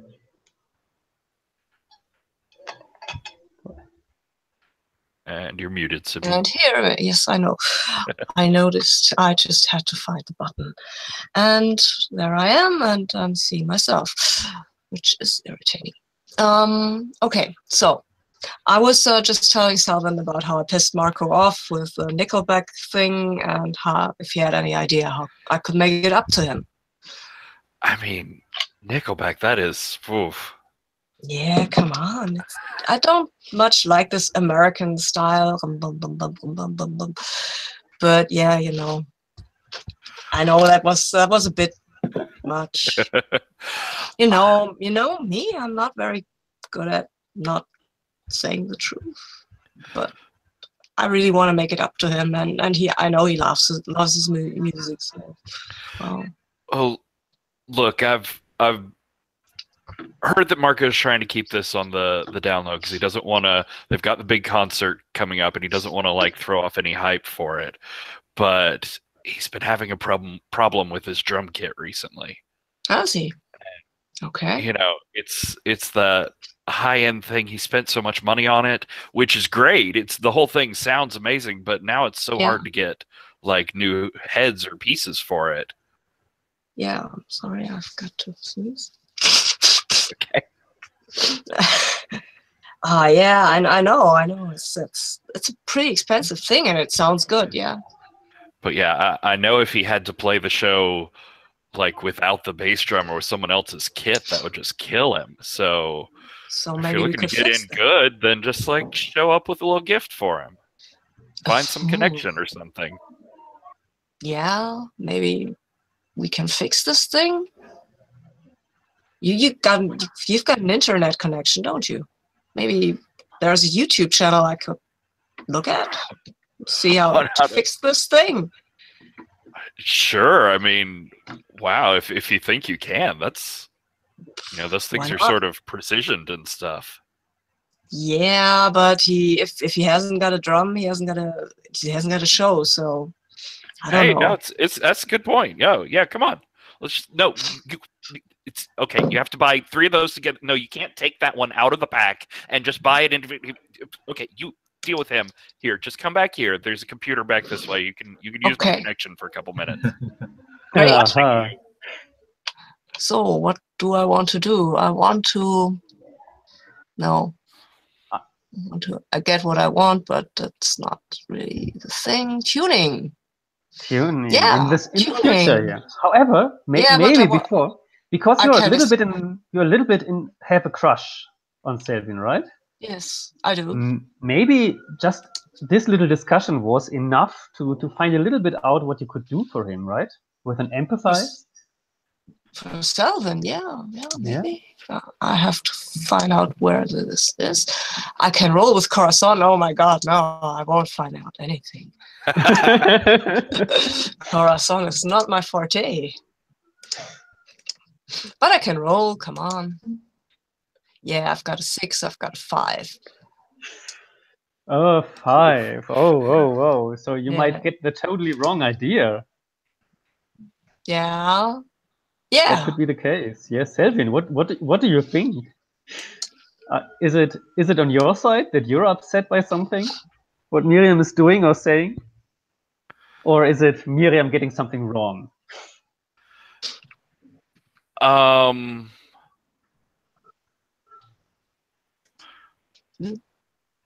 sure. Maybe like something happens with the computer. Mm-hmm. Like maybe she gets like a virus or something on it. Or, you know, maybe it was there before and I just hadn't noticed until she makes it a problem. Who can say? But I'm definitely going to blame her for that. And okay. Like, I really need that for downloading new material for me to burn and start distributing. Like, it needs to be going constantly. Yeah, but that's where you get those viruses from. Yeah. Indeed. And I think, Selvin, you could take charge on Miriam for this. Oh, I got you. Yeah. On the influence. Yeah. Nice. Okay. But can I find out how to fix the drum? Do I get a design? Yeah, maybe. I think tuning is the perfect opportunity here. Yes, indeed. Yeah. Tuning is more like a montage kind of scene. So what do you do for finding out what is to do? Well, I'm going to look drum stuff, repairing drums, and I'm going to look at YouTube videos because there are probably lots of YouTube videos about people fixing drums. Can't be that hard. I mean, if you can fix a tuktuk, you can fix a drum, right? It's the same thing. And, okay. I was going to say I was going to help you, but I don't think so now. No. Looking at my computer. Yeah, come on. You've just got to install this antiviral thingy, but I've got to roll. Oh my god, I'm not very good at rolling. I've got a 6, so I have no idea how to fix the drum, and probably the computer crashed. Yeah, and probably the stupid computer crashed before I. Do I have a move for it? That's not my vision. No. That is kind of terrible. So 1 second to do this step by step for the tuning move. So we envision that you are somewhere where the computer is, right? And and work on this computer. And I mean, you have by the way, don't you? No, you don't. No, I don't. I was looking if you had like an unforgettable badge for that, but you just wrote on the stuff you don't have the badges. Um, so I would say we are not there yet with Marco, but maybe we can fast forward to the moment you try to repair that and it goes terribly wrong and is even more broken afterwards. Does that make sense? Oh, that's good. Okay, yeah, I tried to repair it because I saw this on YouTube and this is not at all like a tuktuk after all. Damn it, I'm sorry. It looks different, yeah. It's, well, I think I'll find you a new drum, I guess, somewhere. Maybe you haven't even realized that it's broken by now. Oh, that's good. Yeah, I like that. I fixed up something and I think it's, well, it should work. It should work, yes. Marco and Simon, you are still together, right? Yeah. Yeah. What about you, the two of you discovering the bad drum together? Okay, so probably we've gone back to the cantina, and we're making sure it's going to be okay for him to set up a booth.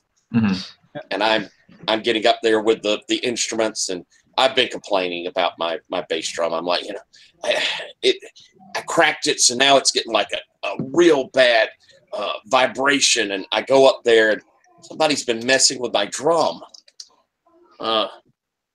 Looks like well, maybe they've got it fixed. And I start thump, thump, thump, thump. And as I do, my struts pop.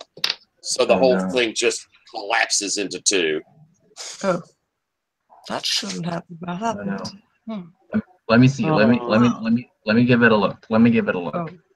Oh shit! Oh shit! Oh no! Look at that. I think.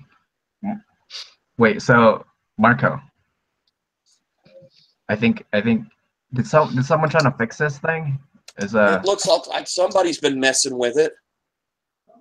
I think I would like to write in on that scene because I've tried to fix it, and I really should tell them. If tonight's not, if the show doesn't go on, and I can't sell my stuff here, Marco, you know how important this is. I know. We're both screwed. I mean, this is when we're putting out the new CD. God dang it! This is terrible. Yes. And yeah, so do we want to have like the other two characters coming in at that time, and one of them writing in? I would like to write in. Hello? And Selvin, you as well, because nobody hears me. We can hear given the time, I would love to have the four of you together in the cantina now, at the Malditos Yankees.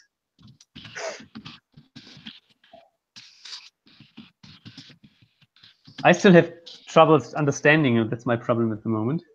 Yeah. Yeah.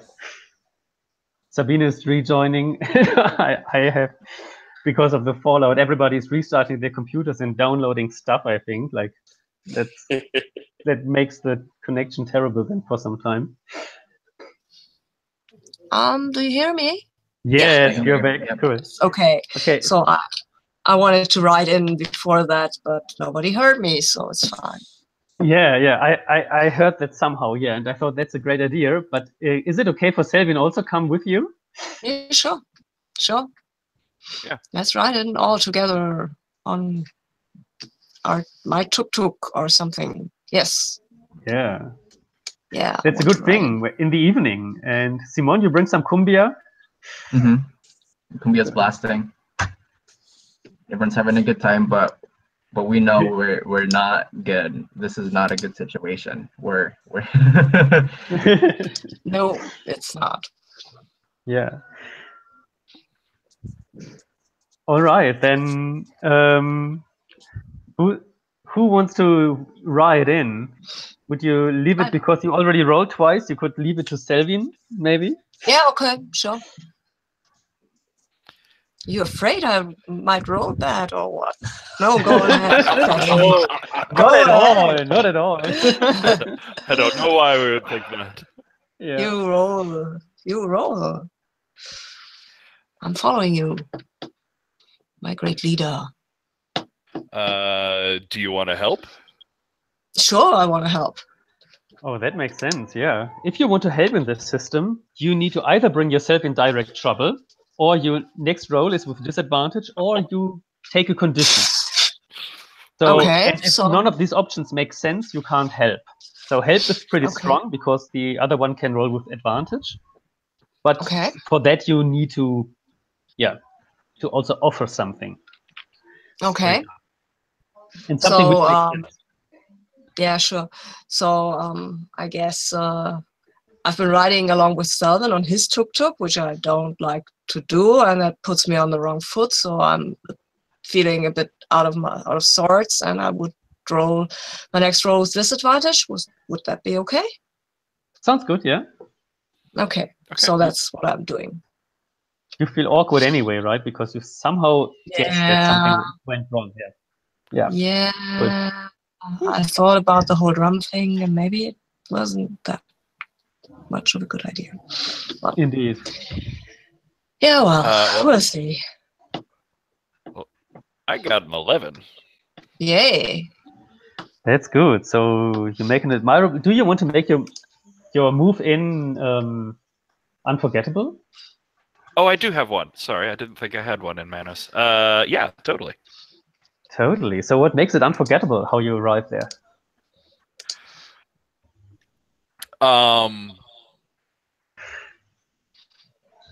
Why not? I'm sort of angry with Miriam and also just trying to be cool and show off. So I think we're like going too fast, and I do sort of handbrake spinning turn as we brake and like pull in sideways to a spot. Yes. Okay, it's already dark. So that would be my tuk-tuk I marked there for riding. So it already becomes dark at 6 in the evening, so it doesn't have to be late to be dark. But in the night, the tuk-tuks, they look great, like with all the colors they have on them and how do you call that? The lights under the bottom and so on. Yeah. I didn't play enough Need for Speed to know all the terms in English, unfortunately. I should update myself on that, yeah. So this is when you arrive, and I mean, a cantina, there's always loud music going on, and in the back room, there is all the setup for the band, and if I understood correctly, Marco is really feels bad, like, and really is looking sad. Yeah, without the bass drum, there's going to be no beat. I'm sitting here probably still trying to cobble it together, hoping, having someone help me as much as possible. But you've got to get your booth set up. I'm getting my booth set up. Yeah. Miriam, isn't that the drum you fixed earlier?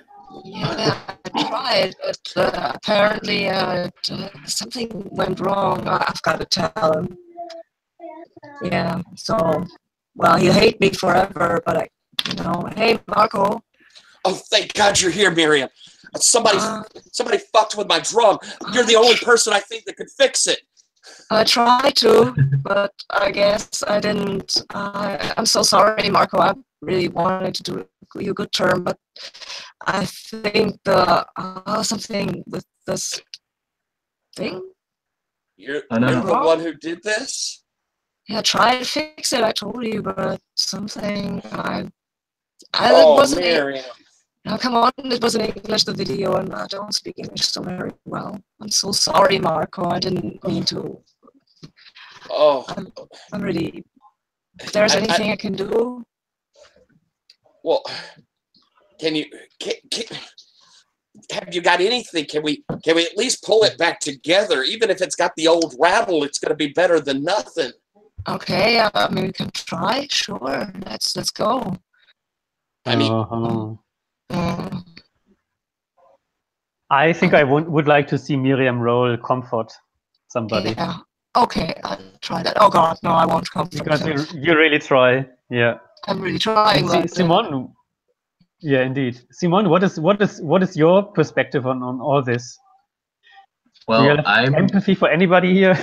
Yeah, I'm right now. like, so I'm in the middle of setting up my booth, and then I see Miriam coming in, and it's like, and I don't know if she like, she brought up a lot of stress because of my interactions with her dad this morning, and I came up to her, and like I came up to all of you guys and was like, so what's happening here? Like, Miriam, why you look so disheveled? Did anything went wrong? Yeah. Well, I tried to comfort you, but I had to. Oh, Yeah, I'm still a bit shaken from that. I look over at Simone. I'm like, she's the one that broke my drum. Seriously? Yeah, Man, I'm sorry, man. I didn't mean to. did you know your dad's gonna kick me out of the shop if I didn't like do well tonight? Oh, Oh. wow. You gotta help him with this. We gotta. Yeah, I don't know, man. I don't know how. I could try to fix it again, but that went wrong the first time, so I don't know. Look, okay, my pedal's fine. Maybe I could do without. And I'll point to, it's a big drum set. So like my biggest drum I have that's still a snare. I'm like, can you at least like hook this down here so I can use it for a bass? Yeah, I could try, sure. Yeah, of course. Hell. Oh, Oh. and I'm almost hyperventilating. I'm a guy who wears his heart on his sleeve, so I'm like near tears. Oh. Yeah, I'm really sorry, and I would really like to tune this stupid fucking thing into shape. Come on. It can't be. Yeah, usually I can't do this. If I may make one suggestion here, it seems that there's a lot of tension among our friends here. And Miriam really had a bad day, but not only Miriam, but some others as well. Only Selvin seems to be well off. What a surprise. However, what do you think about going for a tuktuk race at this point in time? About maybe who is going to get a new drum kit? Yeah. Do people bet on races, right? You like race for money? Yeah, like you raise a question. It says who the winner decides who buys a new drum kit, for example, and that's then what the race is about.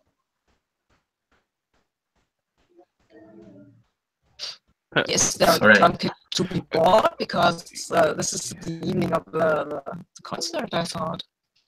I don't see how it fits into the narrative. Is the are you still there, Garrett? Yeah, I'm not sure if you still understand me. I would join the call again, but sometimes it gets better when you rejoin. You sound good, Garrett. You sound fine now. Oh no, I left. Oh, gotcha. No, I'm back again. Yeah, good. Okay, so good. And now I sound good again. So what I was suggesting is doing a tuktuk race, because we can test the tuktuk race then, and we could go for who pays for the drum kit. Does that make sense? Well, I think the sort of question is, or at least my confusion here is like, is the tuktuk race, is that just a mechanical system tool? Are we actually racing in real life? And is there a drum kit to be had? Yeah. Like, how does this race get us? So what would happen is that you actually race in the fiction. You would just clap. How do you say? Hit your hands and say, "Okay, let's solve it in a race." And then you say, "Who's fastest at another point in town? Who's fastest at the church, at the Catholic church?" And then you go out and we make a little race, and who in the fiction wins decides. But there is another drum kit to be had, just so I understand this. So what I was saying is that the race could be about like who buys the drum kit from somewhere else, maybe from the competitors. Who gets it from the competitors, maybe illegally. I like that one. Oh, okay. Yeah, okay. Yeah. But it's just a suggestion from the playtest perspective to enter the race. Pardon? Here's what I'm thinking. Yeah. Maybe I'll be done a race in order to help out Miriam, so she's not in like a lot of heat, so she can talk to her dad about convincing me, and so I can also help Marco if I win to, I don't know, to get the new set, so like the show can go on. Perfect. Because I have a lot of stake in this tonight, for like connected to Miriam and Marco. Yeah. Cool. Yeah, Yeah. that makes sense. So I'm a And- volunteer. I think I'm actually, like, with the idea of getting the drum kit from the other band or something, I think I actually suddenly have a stake in this, Yeah. where, like, you know, business-wise, I wanted to sort of get something nice done for Marco with fixing the drum kit. That didn't work. I was trying to pave the road for, like, hey, I might be promoting your competitors. So that didn't work. And then I get here and I see that Simone is like really invested in this whole thing, and I really want to be able to like ride in and be a savior for the show in Simone's eyes. But now that they're talking about getting it from the other band, like, I definitely don't want Marco to go talk to the other band first and have them drop the fact that I might be working for them. So yeah, I can see a reason that I would want to win this too. Yeah. So what if who am I racing then? In my idea was I'm gonna race one of the like the competitor's band, like one of their members. And just like come up to them and it's like, hey, like, let's race for your drum set or something like that. I don't know. Yeah, sounds great. Yeah. Okay. Do you have access to the? So we do this. We actually do this. We go for a race. Yeah. Yeah. Yeah. Sure. Cool. Yeah. Okay. You have the link to the tuktuk race chart. Otherwise, I send it into the Hangout chat again. I have. There we go. I got it. Okay. There it is. It's set on view only as well. Aha. Maybe because but you shall be able to enter here. Anyone with the link can edit. Sorry, an internet connection issue, I said. Can you edit it now? After reload? No. No. Not yet. Yeah, it was saying something like, I have a internet connection issue. Yeah, and now it is updated. Now it is updated. Yep, looks good. Things are good. Okay. Good. Okay. So we can enter what this race is about on the top. In the end, we can enter who has won. Okay. And the race is actually it's a mini game. We race through town, and each player is describing one little obstacle in play the others have to face. And you can say who is championed at that obstacle and who is at disadvantage at that obstacle for some reason. And then we roll, and you can gain flow or you can lose flow, and the flow will help you in the end to win the race on the final kilometer. The final kilometer will decide who wins the race. Okay. So, but first of all, before you go into the race, you can think about like which basic move or character move you would like to roll, which gives us a little bit of fiction before you go into the race. You could tune your tuktuk, for example. You could spy on your competitors, or you can assess the situation. You can do whatever you want and roll with your stat, the appropriate stat, to give you a starting value in your flow. So think about, like, is it a flashback or just in the moment when you start the race, do you look left and right to your competitors, or whatever you... Yeah, I think when I go up to my tuk-tuk, if we're going into race, I've got my drumsticks, and I'm starting to play on my seat. I'm just and hyping myself up as I'm getting a good drum roll going on my seat. Okay, is that a rocking? Rocking. Yeah, Okay. then you just roll that, and you don't have to follow the details of the basic move itself, but it's plus loco. That's the more important part.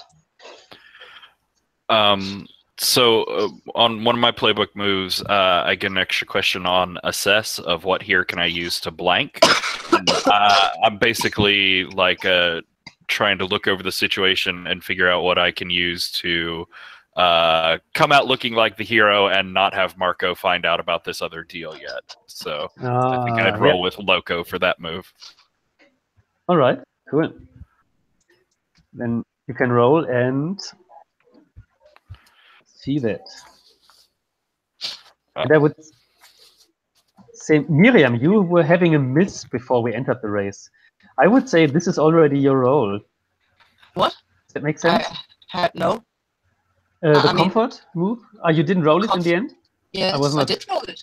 I rolled the comfort move, and Marco was pretty pissed at me. So yeah, well, okay. Okay. Yeah, that sounds okay.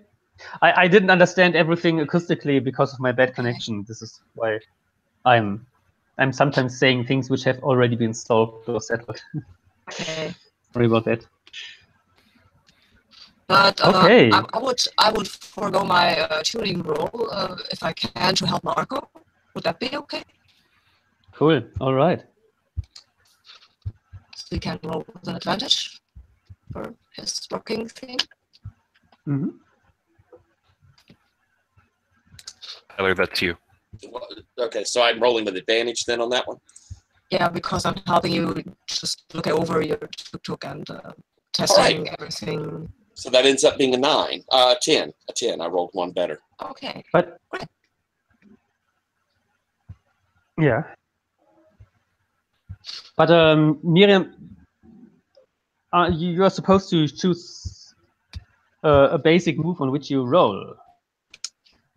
Yeah, but if I forgo the basic move, I roll and instead help Marco. Can somebody tell me what Sabine is saying? Because I can't understand her, unfortunately. All right. So what she's proposing is that instead of rolling and trying to get a bonus for herself, she's using the help move to help Marco because she feels so bad. So that is cool. She would start with like the minimum amount, Perfect. And Marco would get the advantage there. That's great. Yeah, I love it. Cool. Yeah. Okay. Sorry, Sabine, but it's my connection. It's not only yours. Cool. Yeah. So Marco starts with 2 flow. So you can move your tuktuk on 2 flow. And Miriam. Hope it's better now. Pardon? I hope it's better now. Yeah, great. Slightly better. Yeah. Yeah. Okay. And Selvin starts with 1 flow because Selvin got a partial success, right? Simon, what are you doing? I'll just blast my cumbia. So I'm gonna try to rock. So I think that's, but I'm not very good with loco. So let's see.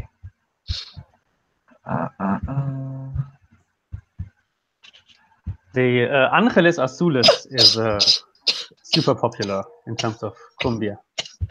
Okay, so I got an 8. Good. Okay. That sounds good. Yeah. So we see all the tuktuks are getting ready, and I would say you could go maybe from the market square down to the tourist luxury hotel, the Bamboo Hotel, a little bit out of town. So you go straight through the whole city and then into this area a little bit outside, and who's getting there first wins the race. Okay. And so Simone would be up 1 because of his mid result? Yeah, exactly. So Simon also moves up to 1 flow. So what happens now is that we start the race by Miriam explaining one obstacle, something which is on the way, and who has somehow an advantage and who doesn't. Marco is currently in the lead and therefore has already a disadvantage because he has to face the obstacle first, which usually means that you don't have time to react. Well, okay, I think it's a tourist bus with a tourist bus driver who is driving around rather erratically. He isn't used to those narrow streets, and I think that's kind of not a very good thing for Marco, who will need it first. Indeed, yeah. So you can assign without saying why who is troubled and who is championed, who gets a bonus and who gets a malus on their roll. Okay, I think I want Simon to be championed. Yeah. And I want the stupid NPC to be troubled. Oh, there's no NPC with us. So but we have the NPC with us because we're racing him, aren't we? Didn't we challenge the leader of the other band to the race for the drum kit? Or did I? Oh, okay. Or would that be? Yeah. I mean, I thought it was my idea, but we could also maybe the winner gets to challenge the leader or something like that. Yeah. Or the loser actually. I don't know. Always some miscommunication. So I didn't get that. So we have the leader of the other band with us in the race. Yeah, I thought that was the whole point, that we challenged him to a race because the winner takes the drum. Ah, I thought the challenge is who steals the drum from them.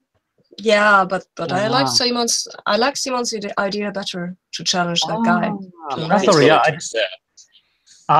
All right, yeah. So what is his name or her name? Sebastian. Sebastian. Okay. Okay, so Sebastian is also in. Okay, Sebastian is troubled. Okay. Yes. Then everybody rolls 1d6. 1d6? Yes. And Marco needs to subtract 2. Simon can add 1 because he's championed, and Sebastian is troubled and subtracts 1. I can roll for Sebastian. I got a 6. I have a 5. Mm-hmm.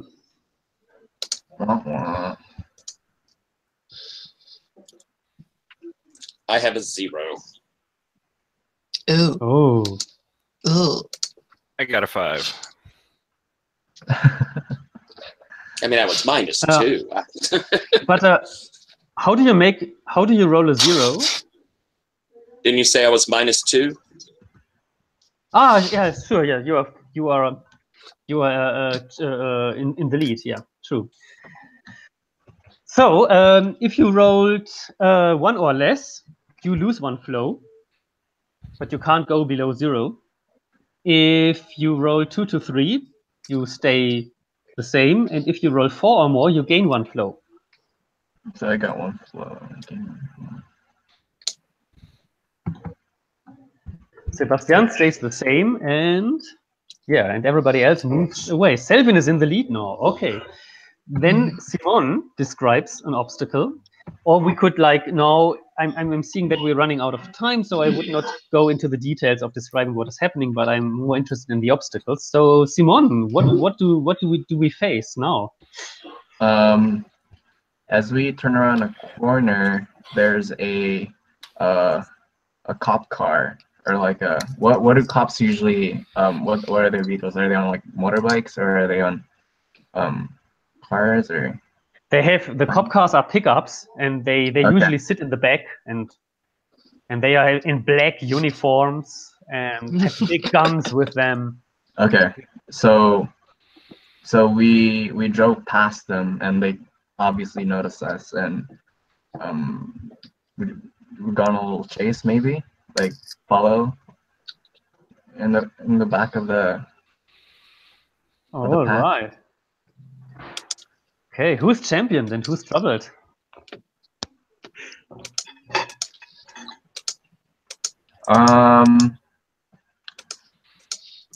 I think I'll give Miriam a PbtA champion. And then I guess Selvin, because they're troubled, right? Because Oof! Ouch. Okay. Right. Like breathing in the pack, right, or something like that. Or who's the last place? Or are we all tied for the second? Yeah, everyone else is tied for second. I'm in the lead. Yeah. I guess. Let's put. Can I put Sebastian in trouble? Mhm. Yeah, Yeah. let's do that. Yeah. All right. Let's roll again.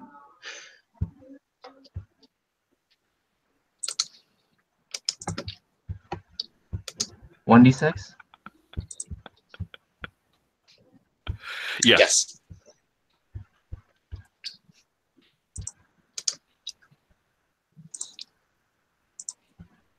I got a 4. All I right. think I had a 5 again. I hope I did. I got a 4. Okay. Yeah, you can change the flow respectively. I got a 4. Oh wow, Selvin, that looks good. Although you were troubled, with the highest flow. Where's Philip. Marco? Marco is gone. There he is. Aha. Okay. Cool. Okay, so because of the time getting close to an end, shall we go to the final mile and see how it turns out? Who wins the race? Sure. Yes. All right. Then, last part of rules explanation necessary here. So now everybody writes a number for his or her character into the field where the dash is, but don't do so now before I tell you to do so, because everybody reveals it at the same time. That is important. The one who writes the highest number in there wins the race. So this is your chance to win the race. However, you need to roll 2d6 plus flow and roll over that number. The number, your speed, is your difficulty number, because that's how fast you go. If you fail to roll over that, you take a condition. You need to roll again. You take another condition if you fail again. So you could die in this race. Ugh. So be careful not to go too fast, but the one with the fastest wins. And your flow is your plus. So Selvin rolls +3, 2d6 +3. So he has it much easier to pick a higher number. So, but we enter the number at the same time. Maybe we count to 3. Marco is not ready yet, maybe? Or is Marco also ready? Yeah. Okay. I cannot enter a number there. I'm sorry. Then we can also use the chat. Okay. Okay. I use that one. Is the chat fine for you? Okay, then we do it in the chat. Okay, so I count 3, 2, 1, 0, and 3, 2, 1, go, and then we enter the number. Sounds good? Okay. Yeah. All right, I have my number ready, and 3, 2, 1, go. Oh. Whoa. Okay. Yeah, I want to win the race. Are we rolling 1 die or 2? 2. 2 plus Oh. flow. 2 plus flow. So Okay. okay. I probably would have gone higher. So Okay. now you need to roll over that number. Yeah. Everybody. So okay. So given that roll for your party will freak wow. out, Garrett, why don't you call out people to roll one at a time? Pardon? Roll for your party freaks out if a lot of people are trying to do it at once. So I was saying, why don't you call out people to do it one at a time? Okay, yeah, that sounds good. I did my roll. Okay. I also did my rolls.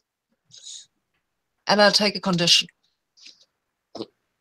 Oh, you failed. Oh, I failed really bad. I had a 2 in the roll. Oh, I was one short. I got an 8. I rolled critical. I rolled 12 plus 2, so I have 14, and I took a 7. Okay. So I rolled 2 as well, which gave me a 4, which means that my 5 was still overambitious. yeah. All right, so you So I won, right? Yeah. Sabine won. She wrote the highest number in. No, But I failed my my roll. You can roll again, Okay. or you give up. No, I roll again. Come on. Yeah. And Wait. every time you fail, you take another condition. Oh, Okay, I'll take. Well, after 2 conditions, So- I think I will give up. So anyone Okay. can roll again, or I'm Everybody can roll confused. again. However, if Sabine makes it into the finishing line before giving up, she won because she has the highest speed. She has 10 speed. but she just gave up.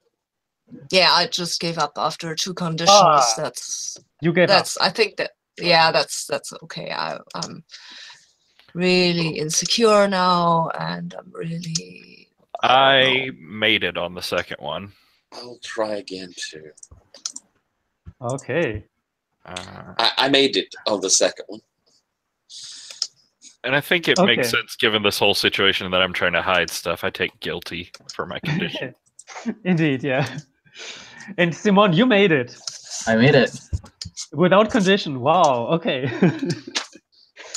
So Woohoo. I clearly sped through everything, did all the cool drifts and turns, and yeah, made it. Yeah, okay.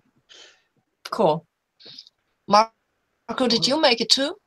I made it, but I didn't roll as high as he did, and I would have taken Okay. a condition, which I think I took in faith. I think I'm kind of hopeless over how all this went. Cool. All right. I didn't roll for the. Sorry, I rolled a 4, by the way, for Sebastian, and Sebastian also has 7. So if he made it into the goal, he would win the race, but he gives up after taking 1 condition. So it's Simon who wins the race. Is Nice. it best roll or highest speed, you said? Highest speed, which makes it into the finishing line. Wins So I the got a race. 9. So And you made it into the Yeah. Yeah, and you made it into the finishing line. yeah, I got without it on giving- the second one. Okay, yeah. I'm still sorry if my connection is still so bad that I don't understand what you're saying, actually, unfortunately, most of the time. So then you won, yeah. Then Patrick, yeah, that means Marco won the race, and not Simon, unfortunately, but Seven. Simon made it second. Southern won the race. Yeah. Oh, Yeah. damn. So is what? How does that look there? Do you Yeah. just pass through me as before I cross the line?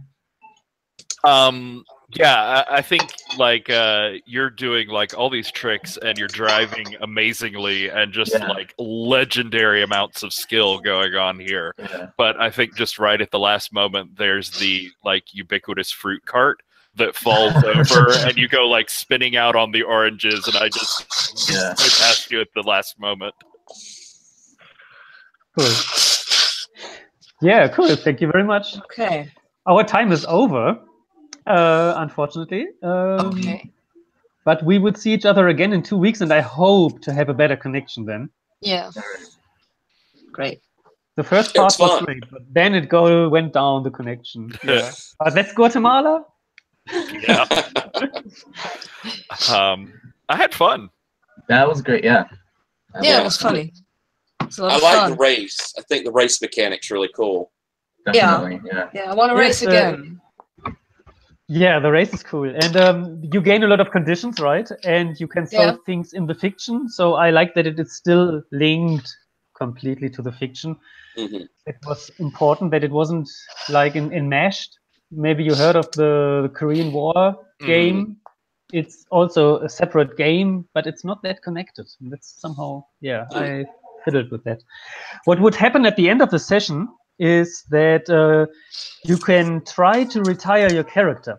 However, you Not need to yet. roll. You need to roll minus all the influences you have, so maximum -4. Huh. So you will probably all terribly fail. And like I with don't- Trabajo, you can help one other character to retire. So you can still try to help somebody, but it will terribly fail, the epilogue, and so you need to continue the character. And every time you settle in influence, it makes it easier to retire your character. So your ambition is to have the happy ending with the sunrise and everything. Yeah, that is something we hopefully come to next time when we play.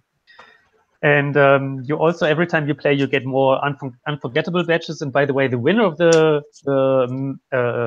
every race gets one unforgettable badge for free. Woo! And can even resolve some influence. But we can do that next time. Okay. I hope you are still there. I hope to continue that. And it was tons of fun, Garrett. Cool.